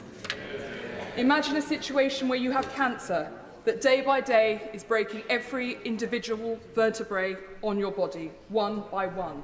There is nothing that can take away the pain, and that is the situation in which my mother lost her life. Her last words, "But I cannot go on like this." And thankfully for her, there were only a few more days of pain. But for others, there are months, and before they get to that 6 months, they will have suffered from years of excruciating agony that palliative care cannot resolve. But yes, we must improve it, and I will fight for those. Arguments that this is the beginning of a slippery slope is not reflected in the majority of legislators, such as Australia and across multiple states in the USA, where they have not been expanded. The Health and Select Committee again told us that where terminal illness was the basis, not suffering as per this bill, the law has not changed. Now, as a Conservative, individual freedom, choice and personal responsibility shape my decision-making until those freedoms cause harm to others. I do not see the role of legislation as being to impose moral convictions. It is our job to protect choice. Now, for those whose religious beliefs drive their arguments today, I will always defend your right to practice your faith and protect your own life choices. But supporting the choice of others does not diminish the principle of compassion. It recognises respect for individual autonomy. but to deny choice to others, especially those with only 6 months to live, where their personal choice does you no harm, is wrong. Now, turning to those concerned about the state mandating powers to decide who can and cannot live, judges already exercise this power. They end lives in far more complicated cases, such as those of children on life support. And on arguments around procedure, we all have to be honest with ourselves. This bill and this legislation has been read far more vociferously than most bills that go through this House. Most bills over the last 20 years have come to Parliament with far less than 14 days to consider. The Police, Crime and Sentencing Bill, 6 days to consider 59 pages. Legal Migrants Bill, 6 days to consider far more pages. We have had sight for it for longer than any other bills. And the idea that a private member's bill is not appropriate is also wrong. Social reform comes through private members' bills. The abolition of the death penalty, the legalisation of abortion, the decriminalisation of homosexuality, all things I hope this House would unite on. This is the start of a process of debate, and it would be a tragedy if it was defeated today. And trust me when I say that I learnt early in my career that when you hear promises that things will come later, this is a promise that no action will come at all. The High Court made clear to my constituent Phil Newby, who has motor neuron disease, when he went to the High Court, that we must make this decision. For us to shy away from it, from those considering to abstain because it is so difficult, and I recognise it is difficult, we must not do so.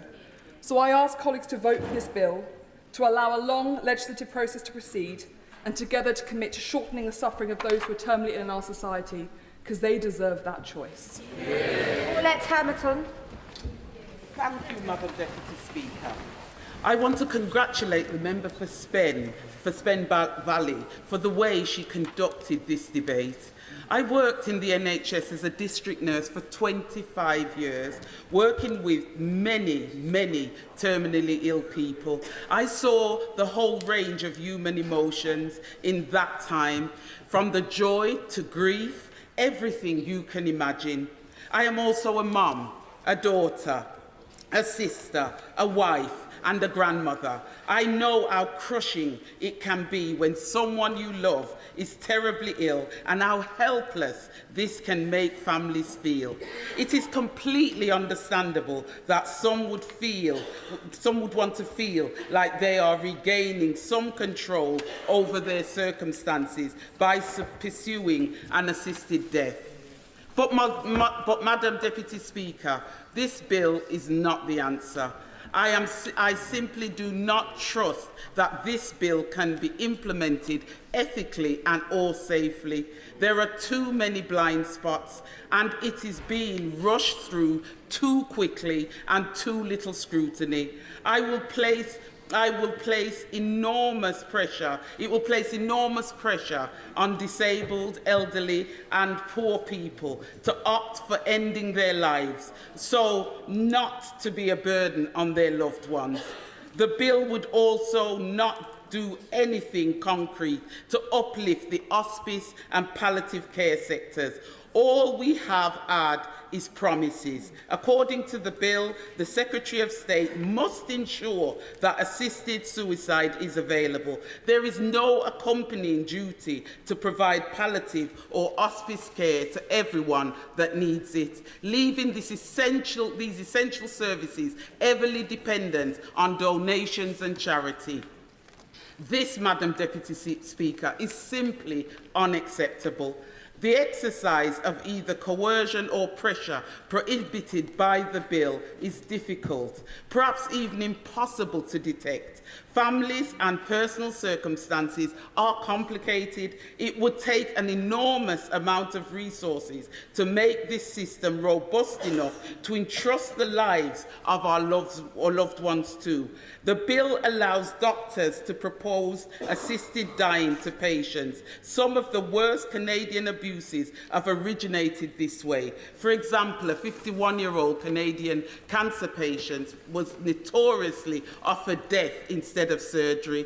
Even though our proposed system has its differences, this is still a risk I am not willing to take.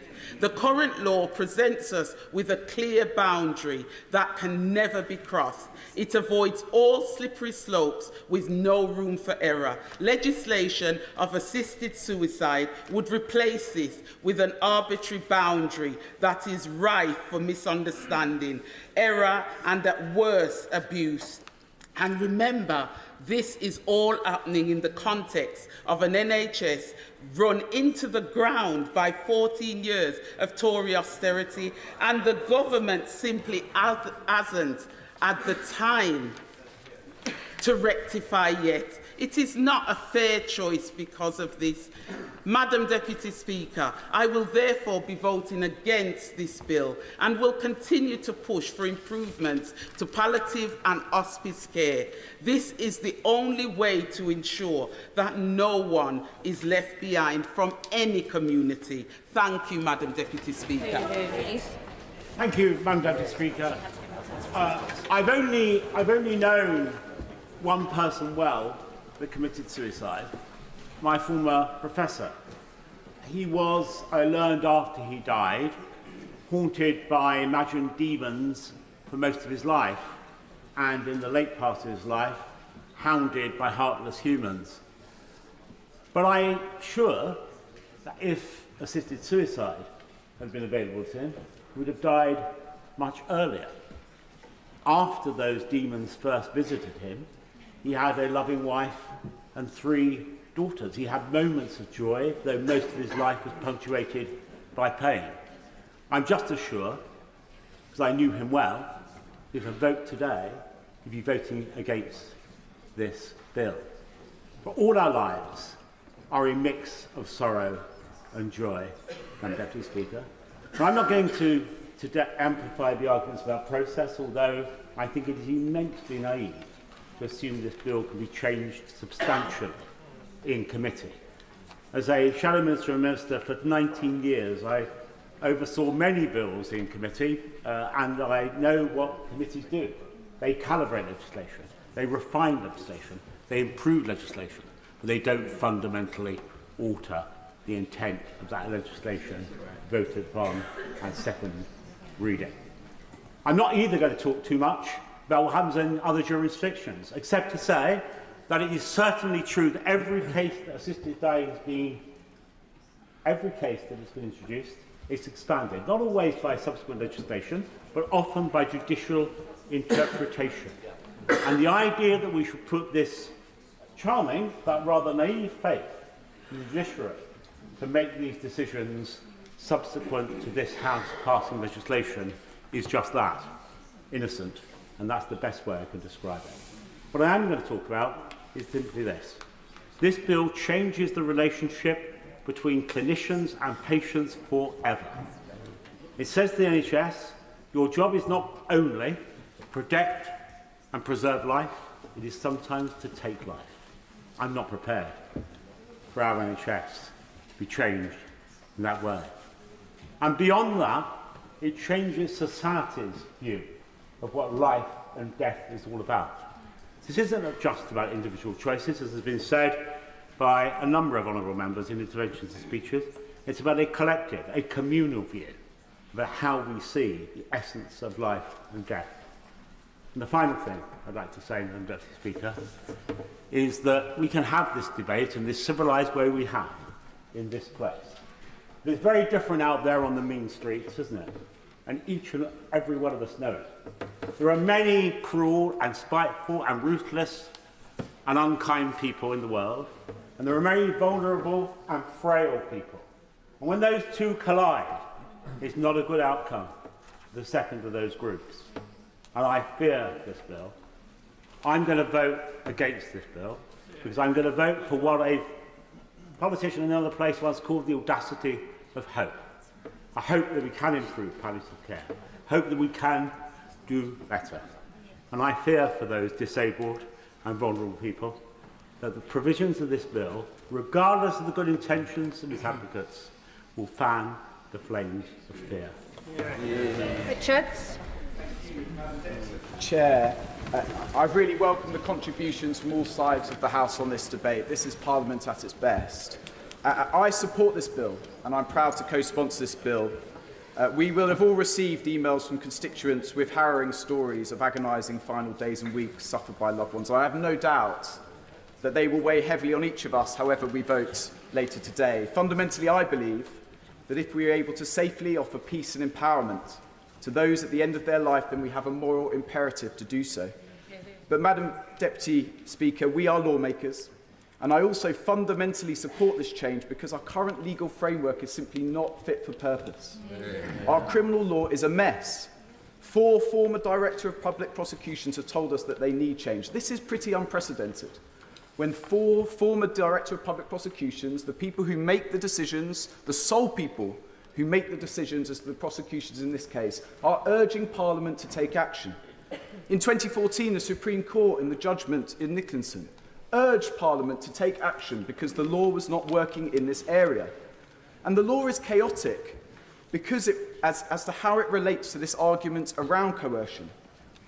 If we vote this legislation down, if it falls today, do not think that vulnerable people at the end of their lives will not be subject to coercion this weekend and over the coming weeks.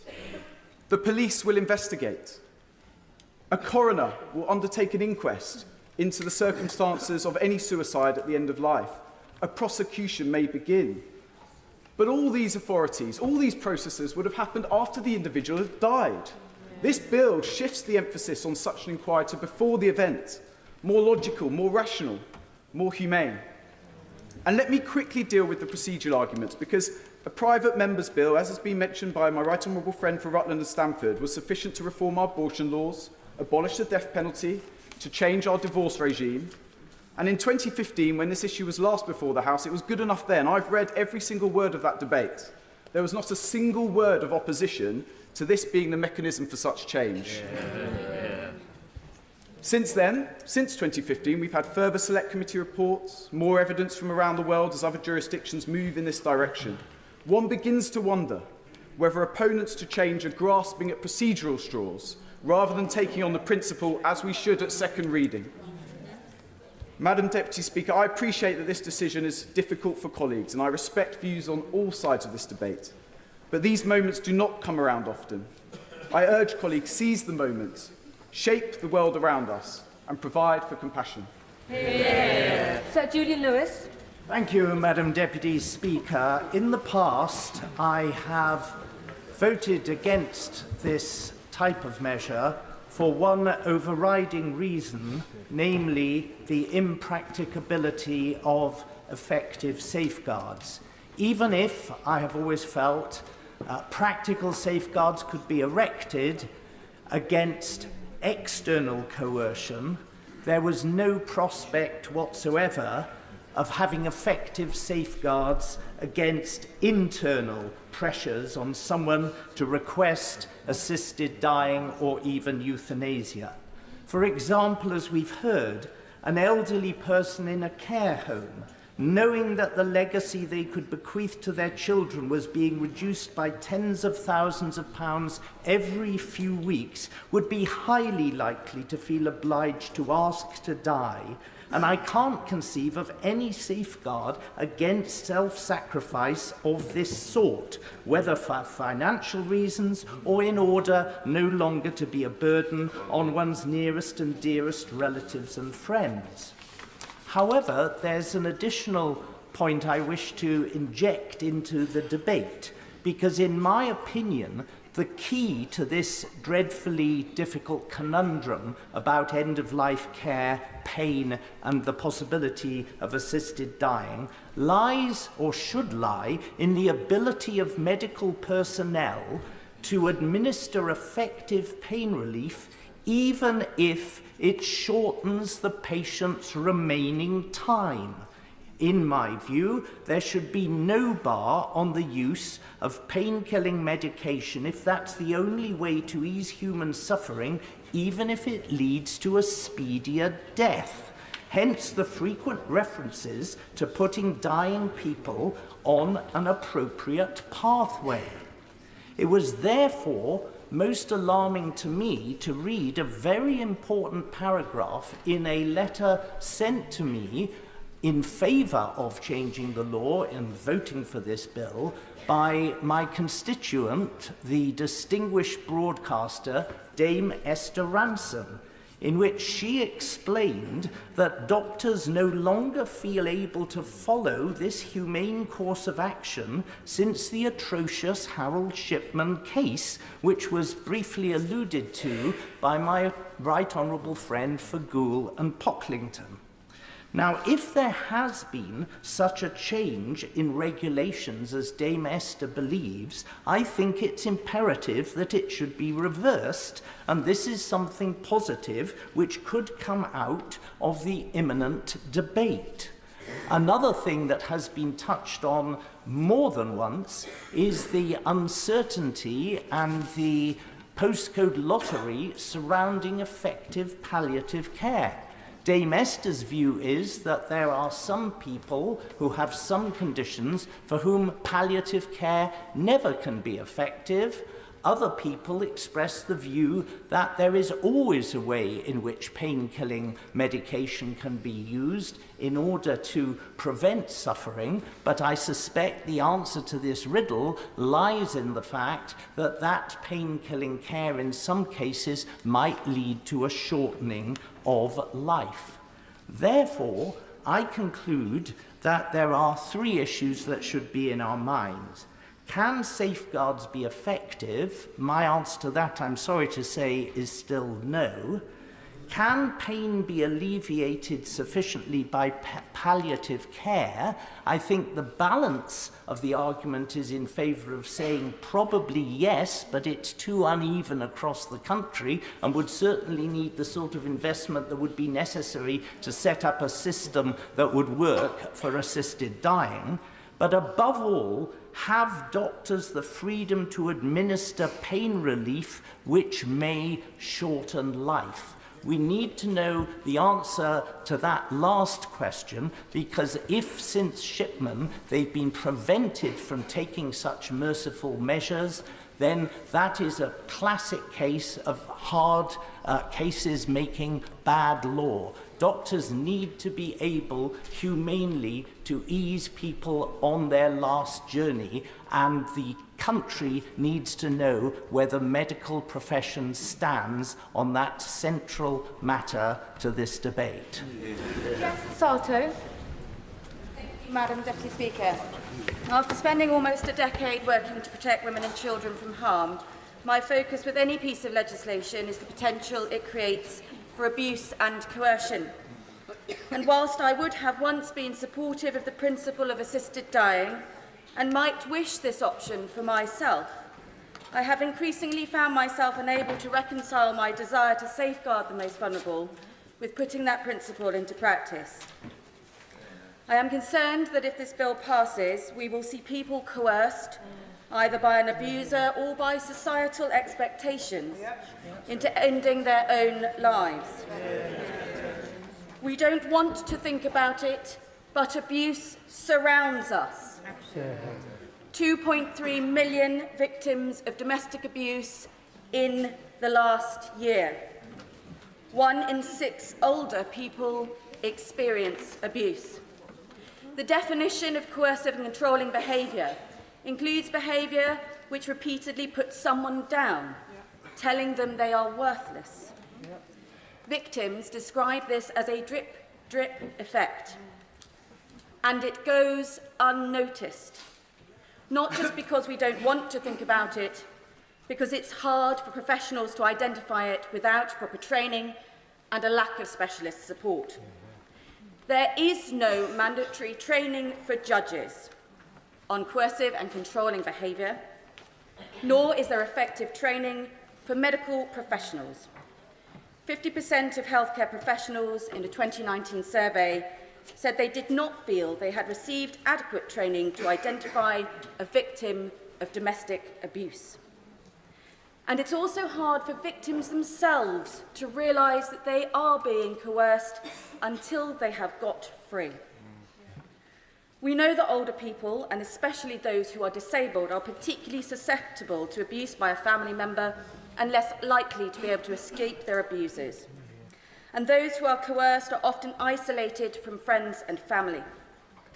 So if you are not required to tell friends or family if you're opting for assisted dying, who will raise the alarm? how would you report your concerns? Will judges be able to investigate the police records of those around the person who is requesting the assisted dying, family or carers? I will always remember a conversation I had with a hospital-based independent domestic violence advisor who has called the bed of a lady in her 80s in her last days living with cancer. The lady disclosed the facts to the IDVA that she had been abused by her partner of 50 years and said, "Thank you. I've never told anyone before, but now I am finally free to die, and I'm grateful for this release." We know from the Moncton report that a third of female suicides could be linked to domestic abuse, and from the Killed Women campaign that it could be as many as 130 women each year who are murdered by a partner or relative but have their deaths recorded as suicide or an accident. Every week we hear of family court judges who fail to spot coercive and controlling behaviour. In one case, a judge found that repeatedly calling his partner worthless, calling on her to die, the purpose was not controlling conduct. And where is the discussion of gender in this? Out of 60 documented cases of euthanasia and assisted dying for anorexia across this world, 100% were for women. I have come to the view that no bill, however drafted, could adequately sift those with a genuine desire to end their own life from those doing it for all the wrong reasons. And for this reason, I'm voting against. Sean Berry. Madam Deputy Speaker, and to everyone who's spoken so far, it's been a really respectful debate. And I don't think any of us here haven't shed tears at the messages that people have sent in to us from our constituencies this week.